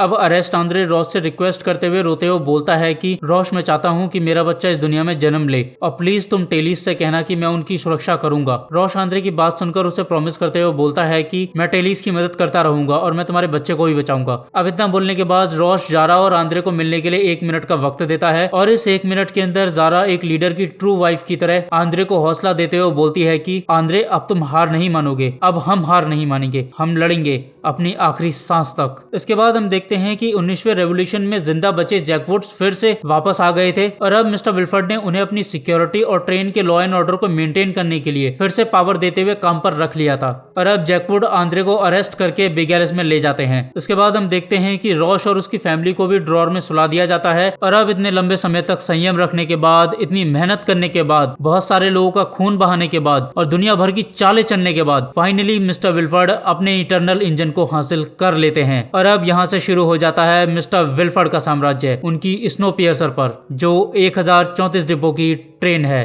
और यहीं ये एपिसोड खत्म हो जाता है। स्नोपियर्सर सीजन 2 एपिसोड 9 एपिसोड शुरू होता है और हम देखते हैं कि स्नोपियर्सर पर फिर से लॉ एंड ऑर्डर मेंटेन हो चुका है और पूरी ट्रेन में शांति बनी हुई है। रूथ अपने हॉस्पिटैलिटी के काम को वैसे ही कर रही है जैसे वो पहले किया करती थी। वहीं बेस को मिस्टर विल्फर्ड ने अपने पास बुलाया था, जिस वजह से वो डरी हुई थी। और डरी हुई बेस रूथ से सलाह मांगती है कि वो मिस्टर विल्फर्ड से किस तरीके से बच सकती है। रूथ सलाह देते हुए बोलती है कि अगर मिस्टर विल्फर्ड से बचना है तो उनकी हाँ में हाँ मिलाओ और वो करो जो वो चाहते हैं। इसके बाद हम देखते हैं कि मिस्टर विल्फर्ड के ऑर्डर पर जैकवुड्स डॉक्टर पैल्टन के क्लिनिक से सभी पैसेंजर्स की मेडिकल हिस्ट्रीज को उठाकर अपने साथ ले जाते हैं। और इन सबके पीछे से हमें रूथ की वॉइस सुनाई देती है जो बोल रही थी कि उम्मीद में बहुत ताकत होती है। पहले मेलेनी ने लोगों को मिस्टर विल्फर्ड के नाम का झूठ बोलकर उन्हें उम्मीद दी और फिर बाहर की दुनिया में रहने की उम्मीद जगाई। आंद्रे ने भी अपने लोगों को आजादी की उम्मीद दिखाई और उसके लोग उसके साथ जंग लड़ने के लिए तैयार हो गए। और आज देखो वो कहाँ पर है। और इसी तरीके से हर कोई उम्मीद दिखाता है, लेकिन मिस्टर विल्फर्ड का तरीका अलग है। उन्होंने उम्मीद को डर में बदलकर लोगों को आपस में लड़वा दिया और फिर सुरक्षा देने के नाम पर राज कायम कर लिया। और अब जब से उन्होंने ट्रेन को अपने कंट्रोल में लिया है तब से सब कुछ अच्छा चल रहा है। और मैं अपनी बदलाव की उम्मीद को अपने अंदर दबाए ये सोच रही हूँ कि कुछ बुरा और बहुत भयानक होने वाला है इस स्नोपियर्सर पर, जो 1034 डिब्बों की ट्रेन है। इसके बाद हम देखते हैं कि मिस्टर विल्फर्ड रात को एक पार्टी रखते हैं और रूथ को उस पार्टी की तैयारी करने के लिए बोलते हैं। साथ ही हम देखते हैं कि मिस्टर विल्फर्ड ट्रेन के सभी लोगों को उनकी मेडिकल हिस्ट्री के हिसाब से बांट रहे थे। इसके अलावा मिस्टर विल्फर्ड ने सभी लोगों के लिए क्वेश्चन पेपर बनाया था जिसके अंदर कुछ सवाल थे, जैसे कि जवाब देने वाले आदमी ने स्नोपियर्सर की टिकट खरीदी थी या नहीं। क्या जवाब देने वाला आदमी अपने आसपास ऐसे इंसान को जानता है जिसने आंद्रे की बगावत में मदद करी हो। और अब इसके अलावा मिस्टर विल्फर्ड सभी को अपनी अपनी जगह वापस पहुंचाने का काम भी शुरू कर देते हैं, यानी कि फर्स्ट क्लास वाले फिर से फर्स्ट क्लास में, सेकंड क्लास वाले फिर से सेकंड क्लास में और थर्ड क्लास वाले फिर से थर्ड क्लास के अंदर। और टेलीज को फिर से लॉक कर दिया जाएगा अंधेरे के अंदर। इसके बाद हम केविन को देखते हैं जो रूथ और विनी को अपने साथ बंद पड़े हुए डिब्बा नंबर 272 में ले जाता है। और ये डिब्बा बच्चों के खेलने के लिए एक प्लेग्राउंड जैसा बनाया गया था। और अब जब केविन, रूथ और विनी उस डिब्बे के अंदर पहुंचते हैं तो वो देखते हैं कि वहां पर पहले से ही एलेक्स, एलजे, बेन और बेस मौजूद हैं। अब जब सब वहां आ जाते हैं तब मिस्टर विल्फर्ड एक प्ले दिखाते हैं जिसमें वो मेलेनी का मजाक उड़ाते हुए खुद को बहुत अच्छा और महान दिखा रहे होते हैं। इस प्ले को देखकर मेलेनी के सभी साथियों को बहुत ज्यादा दुख होता है और एलेक्स को बहुत गुस्सा आ रहा होता है, क्योंकि भले ही उसे मिस्टर विल्फर्ड ने पाला हो मगर मेलेनी उसकी माँ थी। इसके बाद हम देखते हैं कि प्ले खत्म होने के बाद केविन, एलजे और बेस को रात को होने वाली पार्टी की 2 टिकट्स देकर उन्हें भी पार्टी के अंदर इन्वाइट करता है। साथ ही केविन ऐसा ही एक टिकट जारा को देकर उसे भी पार्टी के अंदर इन्वाइट करता है। अब जब एक तरफ ये सब चल रहा था तब आंद्रे बिग एलिस के अंदर लोगों की पॉटी को कंपोस्ट कर रहा था, जहाँ पर आंद्रे को खाने के लिए वही टेली वाला फूड बार मिलता था। और अब हम देखते हैं कि अभी भी आंद्रे ने हार नहीं मानी थी। वो गंदगी में से कुछ चीजें निकालकर इकट्ठा कर रहा था, जैसे कि कांच का टुकड़ा, और इन सब चीजों से शायद वो हथियार बनाना चाहता था। वहीं जोशी भी आईसी बॉब की तरह हेडवुड कपल्स के साथ मिलकर अपनी लिमिट को चेक कर रही थी। और अब बात करें हावी की तो वो एलेक्स का जूनियर बनकर बिग एलिस के इंजन में काम कर रहा था। इसके बाद हम जारा को देखते हैं जो विनी को समझा रही थी कि उसे टेलीस को जाकर बताना है कि वो जोशी से जाकर मिले और उसे बताए कि आंद्रे कंपोस्ट के अंदर है। और अब जैसे ही जोशी को जारा का मैसेज मिलता है वैसे ही वो आंद्रे से जाकर मिलती है, जहाँ आंद्रे जोशी के ठीक हुए फेस को देखकर खुश हो जाता है और उसे बोलता है कि विल्फर्ड ने तुम्हें पूरा ठीक कर दिया। अब जोशी आंद्रे से बोलती है कि आंद्रे मैं तुम्हें यहाँ से निकालूंगी। आंद्रे जोशी की बात सुनकर उसे बोलता है कि तुम्हारा फेस अभी ठीक हो रहा है और अब अगर तुम इस मामले में पड़ोगी तो मिस्टर विल्फर्ड तुम्हारे चेहरे को ठीक नहीं करेगा, तो तुम इस मामले से दूर रहो, तुम वहीं रहो जहाँ हो, मैं यहाँ से निकलूंगा और फिर सब कुछ ठीक कर दूंगा। इसके बाद रात होती है और पार्टी शुरू हो जाती है। अब पार्टी में सभी लोगों को मिस्टर विल्फर्ड जलील कर रहे होते हैं और साथ ही वो सबसे ज्यादा मेलेनी का मजाक उड़ा रहे थे। और अब अपनी माँ का मजाक उड़ता देख एलेक्स खड़ी हो जाती है और सबके सामने ये बताती है कि मिस्टर विल्फर्ड पर बिल्कुल भरोसा मत करना, ये बहुत बुरे हैं। इन्होंने बिग एलिस के 100 लोगों को सिर्फ इसलिए मरवा दिया क्योंकि हमारे पास रिसोर्सेज खत्म हो रहे थे, ये बिल्कुल भी अच्छे इंसान नहीं है। अब एलेक्स की बात सुनकर सब वहाँ पर बहुत ज्यादा हैरान हो जाते हैं और अपनी पोल खुलता देख मिस्टर विल्फर्ड एलेक्स को ब्रिंग में बंद करवा देते हैं। एलेक्स के जाने के बाद फिर से पार्टी शुरू हो जाती है और अब मिस्टर विल्फर्ड केविन और रूथ को भी अपने साथ डिनर के लिए बैठा लेते हैं। इसके बाद मिस्टर विल्फर्ड रूथ को एक ऑफर देते हैं और बोलते हैं कि रूथ अगर तुम अनाउंसमेंट रूम से सबको ये जाकर बताती हो कि मेलेनी मर गई है तो मैं तुम्हें अभी हेड ऑफ हॉस्पिटलिटी बना दूंगा। और अब रूथ मिस्टर विल्फर्ड का ऑफर सुनकर डर जाती है और उसकी आंखों से आंसू निकल आते हैं। और ये डर इसलिए था क्योंकि अगर रूथ ने अनाउंसमेंट करने वाली बात को मान लिया तो मिस्टर विल्फर्ड इस ट्रेन को बर्बाद कर देंगे और अगर नहीं माना तो वो रूथ की लाइफ बर्बाद कर देंगे। और अब रूथ काफी हिम्मत करके सभी लोगों को बचाने के लिए इस ऑफर को ठुकरा देती है। और अब रूथ के ऑफर ठुकराते ही मिस्टर विल्फर्ड रूथ को भी आंद्रे के साथ कंपोज रूम में बंद कर देते हैं और अब वो भी आंद्रे के साथ वेस्ट को कंपोस्ट करने के काम पर लग जाती है। अब इसके बाद हम देखते हैं कि जिन लोगों ने मिस्टर विल्फर्ड के कहने पर ब्रीचमैन्स के मर्डर किए थे, मिस्टर विल्फर्ड उन लोगों के लंग्स में आइस भर के उन्हें मार देते हैं। और वो ऐसा इसलिए कर रहे थे क्योंकि वो जानते थे कि जिस किसी ने भी अब तक किसी भी तरीके की बगावत में साथ दिया है वो आने वाले टाइम में भी बगावत का हिस्सा बन सकता है। और इसी वजह से वो उन सबको मार रहे थे जिन्होंने आंद्रे का या फिर मिस्टर विल्फर्ड का किसी भी तरीके से बगावत में साथ दिया था। और अब स्नो पियर्सर का भगवान शैतान बन गया था। स्नो पियर्सर के किंग ने डिक्टेटरशिप कायम कर दी थी। मिस्टर विल्फर्ड स्नो पियर्सर के लोगों के लिए वो शैतान निकला था जो लोगों की विश तो पूरी करता है मगर इसके बदले वो लोगों की आत्मा तक अपने पास गिरवी रखवा लेता है। और अब जब मिस्टर विल्फर्ड बिग एलिस के इंजन में पहुंचते हैं तो हम देखते हैं कि मिस्टर विल्फर्ड ने बिग एलिस के इंजन को चुम्मा चाटी बार बना रखा है। सब वहाँ पर एक दूसरे से लिपटा लिपटी में लगे हुए हैं और इस लिपटा लिपटी में ऑड्री भी शामिल थी जो 2 लोगों के साथ मिलकर रोमांस कर रही थी। और यहाँ हम समझ सकते हैं कि मिस्टर विल्फर्ड लूसीफर की तरह है, आपको जो भी चाहिए वो मिस्टर विल्फर्ड से मांग लो मगर उसके बदले अपनी आत्मा और अपने शरीर तक को उनके दरबार में गिरवी रख दो और उनके राज को एक्सेप्ट कर लो, जैसे ऑड्री ने किया था। ऑड्री ने मिस्टर विल्फर्ड के राज को एक्सेप्ट करा जिसके बदले ऑड्री को मौज मस्ती करने की पूरी छूट मिल गई। असल में मिस्टर विल्फर्ड को सिर्फ और सिर्फ राज करने से मतलब था। अब जब मिस्टर विल्फर्ड अपने इंजन की पार्टी में खोए हुए थे तब हावी को मेलेनी का मैसेज सुनाई देता है और यहाँ हम समझ सकते हैं कि ये वो समय था जब मेलेनी स्नो पियर्सर के आने का इंतजार करते हुए रेडियो के जरिए स्नो पियर्सर से कांटेक्ट करने की कोशिश कर रही थी। अब हावी मेलेनी का मैसेज सुनते ही वो रेडियो को ऑफ कर देता है ताकि मिस्टर विल्फर्ड को मेलेनी की आवाज न सुनाई दे और उसे ये ना पता चल सके कि मेलेनी जिंदा है। अब इसके बाद हावी मिस्टर विल्फर्ड के टॉयलेट में जाकर एक टॉयलेट पेपर पर मेलेनी के जिंदा होने का मैसेज लिखता है और मैसेज लिखने के बाद हावी मैसेज को एक लिपस्टिक के अंदर डालकर टॉयलेट में फ्लश कर देता है। फ्लश के बाद वो लिपस्टिक कंपोज रूम में रूथ के हाथ लग जाती है और अब हावी का मैसेज मिलते ही आंद्रे और रूथ फिर से फाइट करने के लिए तैयार हो जाते हैं और यहीं ये एपिसोड खत्म हो जाता है।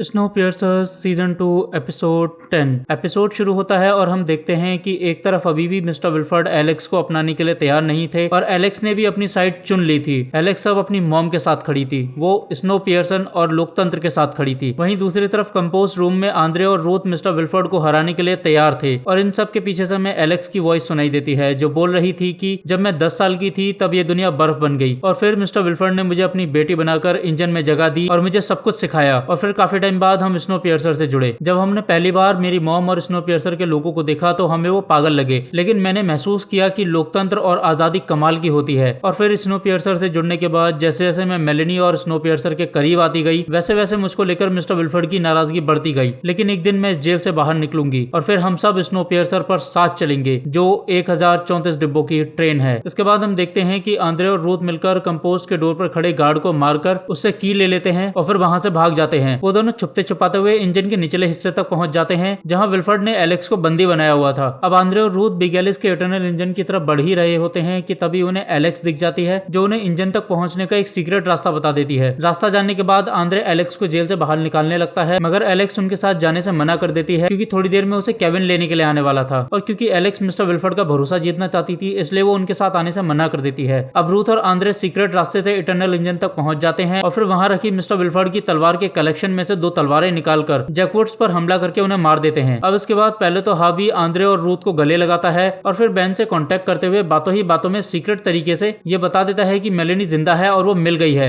और अब बिगेलिस का इंजन उनके कंट्रोल में है। और अब बेन से बात करते हुए हावी मेलेनी के कोऑर्डिनेट्स को भी शेयर कर देता है। अब मेलेनी के जिंदा होने की खबर सुनते ही पहले तो बेन इंजन में खड़े जैकवुड को इंजन के कंट्रोल सेंटर से बाहर धकेलते हुए कंट्रोल सेंटर को लॉकडाउन कर लेता है और फिर साइक के साथ लंबी चौड़ी फाइट करते हुए ट्रेन की पटरियों को बदल देता है, जिससे ट्रेन मेलेनी की तरफ बढ़ने लग जाती है। और अब बड़ी कोशिशों के बाद बेन साइक पर काबू पा लेता है। अब इसके बाद हम देखते हैं कि एक तरफ एलेक्स मिस्टर विल्फर्ड का भरोसा जीतने की कोशिश करती है और फिर वहीं खड़ी बेस को चुपके से बता देती है कि आंद्रे वापस लौट आया है और अब हम इंजन पर कब्जा करने वाले हैं। वहीं दूसरी तरफ बिगेलिस में जोशी को भी उसका रोबोटिक हाथ मिल गया था। अब इसके बाद हम देखते हैं कि बिगेलिस के अंदर जो आंद्रे के सपोर्टर थे वो आंद्रे और रूथ को एक बॉक्स में छुपाकर स्नो पियर्सर के अंदर तक पहुंचा देते हैं। स्नो पियर्सर तक पहुंचने के बाद आंद्रे, रूथ, लाइट और बोस्कोविच मिलकर विल्फर्ड को हराने के लिए निकल पड़ते हैं। वहीं दूसरी तरफ हम देखते हैं कि जब बेस जारा को यह बता रही थी कि आंद्रे वापस आ गया है, तब उसे जारा के रूम में ऑड्री मिल जाती है और अब बेस मौका देखकर ऑड्री को बेहोश करके उसे जारा के रूम में बंदी बना लेती है। इसके बाद हम देखते हैं कि जैसे ही ट्रेन की पटरियां बदलती हैं, वैसे ही मिस्टर विल्फर्ड को पता चल जाता है कि कुछ गड़बड़ है और अब जैसे ही मिस्टर विल्फर्ड विंडो के बाहर देखने के लिए जा रहे होते हैं कि क्या हुआ है, वैसे ही एलेक्स मामले को संभालते हुए अपनी मॉम की तरह इंजन में कॉल करके हालात के बारे में पूछने लगती है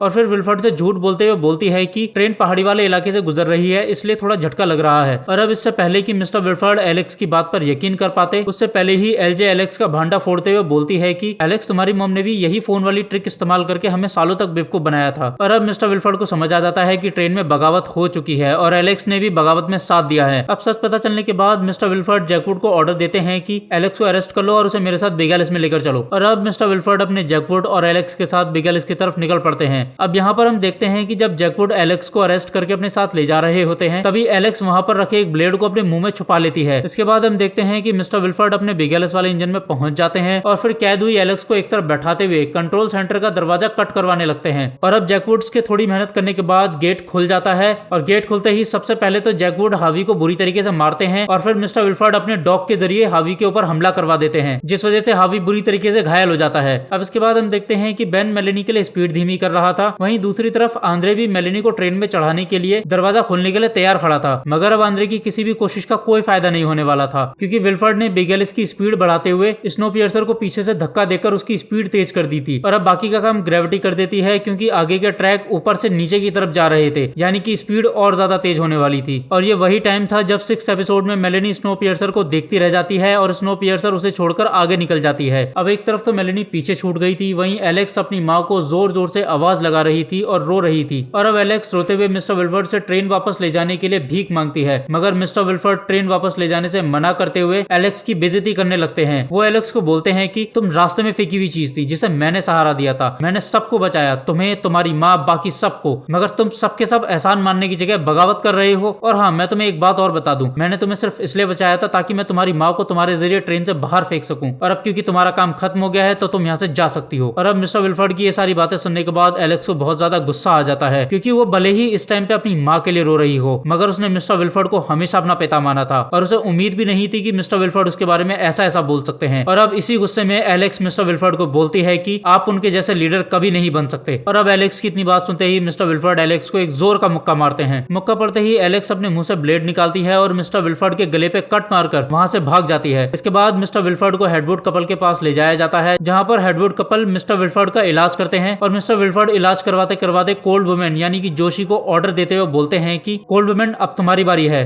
तुम स्नो पियर्सर के इंजन में जाकर बेन को मार दो और उससे इंजन छीनकर मुझे सौंप दो। और अब न जाने क्यों जोशी मिस्टर विल्फर्ड के ऑर्डर को फॉलो करते हुए अपने ही लोगों को धोखा देने के लिए ट्रेन के बाहर चली जाती है। वहीं दूसरी तरफ एलेक्स भागते हुए आंद्रे के पास पहुंच जाती है और बोलती है कि मेरे पास एक आइडिया है जिससे हम अभी भी मेलेनी को बचा सकते हैं। अब इसके बाद हम देखते हैं कि एलेक्स आंद्रे, रूथ और बोस्कोविच को बताती है कि हम एक्वेरियम को तोड़कर अलग कर देते हैं और क्योंकि वो हिस्सा अलग होने के लिए ही बना था, इसलिए हमें उस हिस्से को तोड़ने में दिक्कत नहीं आएगी। और फिर एक्वेरियम के अलग होते ही हमारे पास स्नो पियर्सर के इंजन के साथ 20 डिब्बों वाली एक छोटी ट्रेन होगी, जिसमें 2 इंजीनियर और एक ब्रीचमैन के साथ साथ रूथ, बेस और जारा होंगे। और फिर हम इस छोटी ट्रेन को मेलेनी के पास लेकर जाएंगे और फिर उसे बचाकर वापस स्नो पियर्सर के साथ जुड़ जाएंगे। और क्योंकि बिगेलिस बहुत धीमे चलती है, जिस वजह से हमें बिगेलिस को पकड़ने में ज्यादा दिक्कत नहीं आएगी। अब इसके बाद यही प्लान आंद्रे जारा को भी बताता है और उसे उसके साथ चलने के लिए बोलता है, मगर जारा बोलती है कि आंद्रे, मैं अपने बच्चे के साथ ये रिस्क नहीं ले सकती, मैं मिस्टर विल्फर्ड के साथ ज्यादा सेफ रहूंगी। और क्योंकि स्नो पियर्सर पर बच्चे के जन्म लेने का मतलब है एक होप, तो इसलिए विल्फर्ड मेरा और मेरे बच्चे का अच्छे से ख्याल रखेगा, मगर मैं तुम्हारे साथ गई तो मुझे नहीं पता मेरा बच्चा बच भी पाएगा या नहीं। और अब ये तय हो जाता है कि ज़ारा बिग एलिस में मिस्टर विल्फर्ड के साथ ही रहेगी और ज़ारा और आंद्रे के बच्चे की सेफ्टी के गारंटी के तौर पर आंद्रे ऑड्री को अपने पास कैद में रखेगा। इसके बाद हम देखते हैं कि इंजन में बेन को बिग एलिस के एक डोर के ओपन होने का नोटिफिकेशन मिलता है। नोटिफिकेशन को देखते ही साइक बोलती है कि कोल्डमैन जोशी आ रही है, वो तुम्हें मारकर इंजन को अपने कंट्रोल में ले लेगी। और अब जोशी के बारे में पता चलते ही बेन जोशी से कांटेक्ट करते हुए उसे बोलता है कि जोशी हमें तुम्हारी मदद की जरूरत है, तुम एक्वेरियम को तोड़कर ट्रेन के 2 हिस्से कर दो। और अब जोशी बेन की बात सुनकर एक्वेरियम को तोड़ने के लिए निकल पड़ती है। इन सब के बीच जब रूथ स्नोपियर्सर के इंजन की तरफ बढ़ रही होती है तभी उसे अनाउंसमेंट रूम दिखाई देता है और फिर उस रूम को देखकर उसे अपना कोट याद आ जाता है जो मिस्टर विल्फर्ड ने उससे छीन लिया था। और फिर रूथ अपने कोट को लेने के लिए जैसे ही अनाउंसमेंट रूम में जाती है वैसे ही केविन उसे रोक लेता है। और अब एक तरफ तो रूथ केविन से लड़कर अपने कोट को वापस ले लेती है, वहीं दूसरी तरफ जोशी एक्वेरियम में क्रैक डालकर उसे तोड़ देती है। और अब जब रूथ केविन से कोट छीनकर रूम से बाहर आती है तो वो देखती है कि एक्वेरियम टूट गया है और वो मिस्टर विल्फर्ड के इलाके में फंस गई है। वहीं दूसरी तरफ बोस्कोविच को भी जैकपॉट मार देते हैं। और अब फाइनली स्नोपियर्सर का engine Andre, Alex, Bess, Ben, साइक और एक कैदी ऑड्री के साथ मेलेनी को बचाने के लिए निकल जाता है। अब इसके बाद हम अगले सीन में देखते हैं कि आंद्रे और एलेक्स मेलेनी के रिसर्च स्टेशन में पहुंच जाते हैं। और अब यहाँ पहुंचने के बाद उन्हें गर्म कपड़ों में लिपटी हुई हार्ड ड्राइव मिलती है और साथ ही मेलेनी की लिखी हुई एक बुक मिलती है। और अब एलेक्स अपनी माँ को रिसर्च स्टेशन में न पाकर बहुत ज्यादा रोती है और वो बुरी तरीके से टूट जाती है। अब इसके बाद हम देखते हैं कि एक तरफ एलेक्स अपनी माँ की बुक पढ़ रही होती है जिसमें मेलेनी ने लिखा था कि जब मैंने बिग एलिस को स्नोपियर्सर को धक्का मारते हुए देखा मैं तभी समझ गई थी कि विल्फर्ड ने अपनी चाल चल दी है और फिर आखिरकार मैं भी तो इंसान ही हूँ। मैंने धीरे धीरे करके सभी चूहों को खा लिया और फिर जब मेरे पास खाना खत्म हो गया और मेरी बैटरीज में बहुत कम पावर रह गई तो मैंने हार्ड ड्राइव को सलामत रखने के लिए ड्राइव को ट्रिकल चेंज करके छोड़ दिया। और क्योंकि ट्रिकल चार्ज पर यह ड्राइव कई महीनों तक सलामत रह सकती थी और क्योंकि मेरे पास वापस आने की कोई वजह नहीं थी तो आखिर में मैं बर्फ की गहराई में खोने के लिए निकल पड़ी। और मेरी बच्ची एलेक्स, तुम मेरे डेटा का इस्तेमाल करके आंद्रे के साथ मिलकर एक बेहतर दुनिया का निर्माण करने की कोशिश करना। इसके बाद हम देखते हैं कि मेलेनी की ड्राइव में से जो डेटा मिलता है उसके अंदर वर्ल्ड की अलग अलग लोकेशंस पर जीवन मुमकिन होता दिखाई दे रहा था। और अब इसी डेटा के साथ आंद्रे वापस स्नोपियर्सर की तरफ निकल पड़ता है और यही एपिसोड और ये सीजन खत्म हो जाता है। तो क्या यही होगा द ग्रेट इंजीनियर मेलेनी का अंत और क्या होगा एलेक्स और स्नोपियर्सर का फ्यूचर? और आखिर में फिर से वही सवाल, क्या -118 डिग्री में जीवन मुमकिन हो पाएगा? इन सभी सवालों के जवाब जानने के लिए ज्यादा से ज्यादा इस सीजन को शेयर कीजिए, वीडियो को लाइक कीजिए और अगले सीजन के लिए ज्यादा से ज्यादा कमेंट करिए और देखते रहिए V explanation movie in Hindi.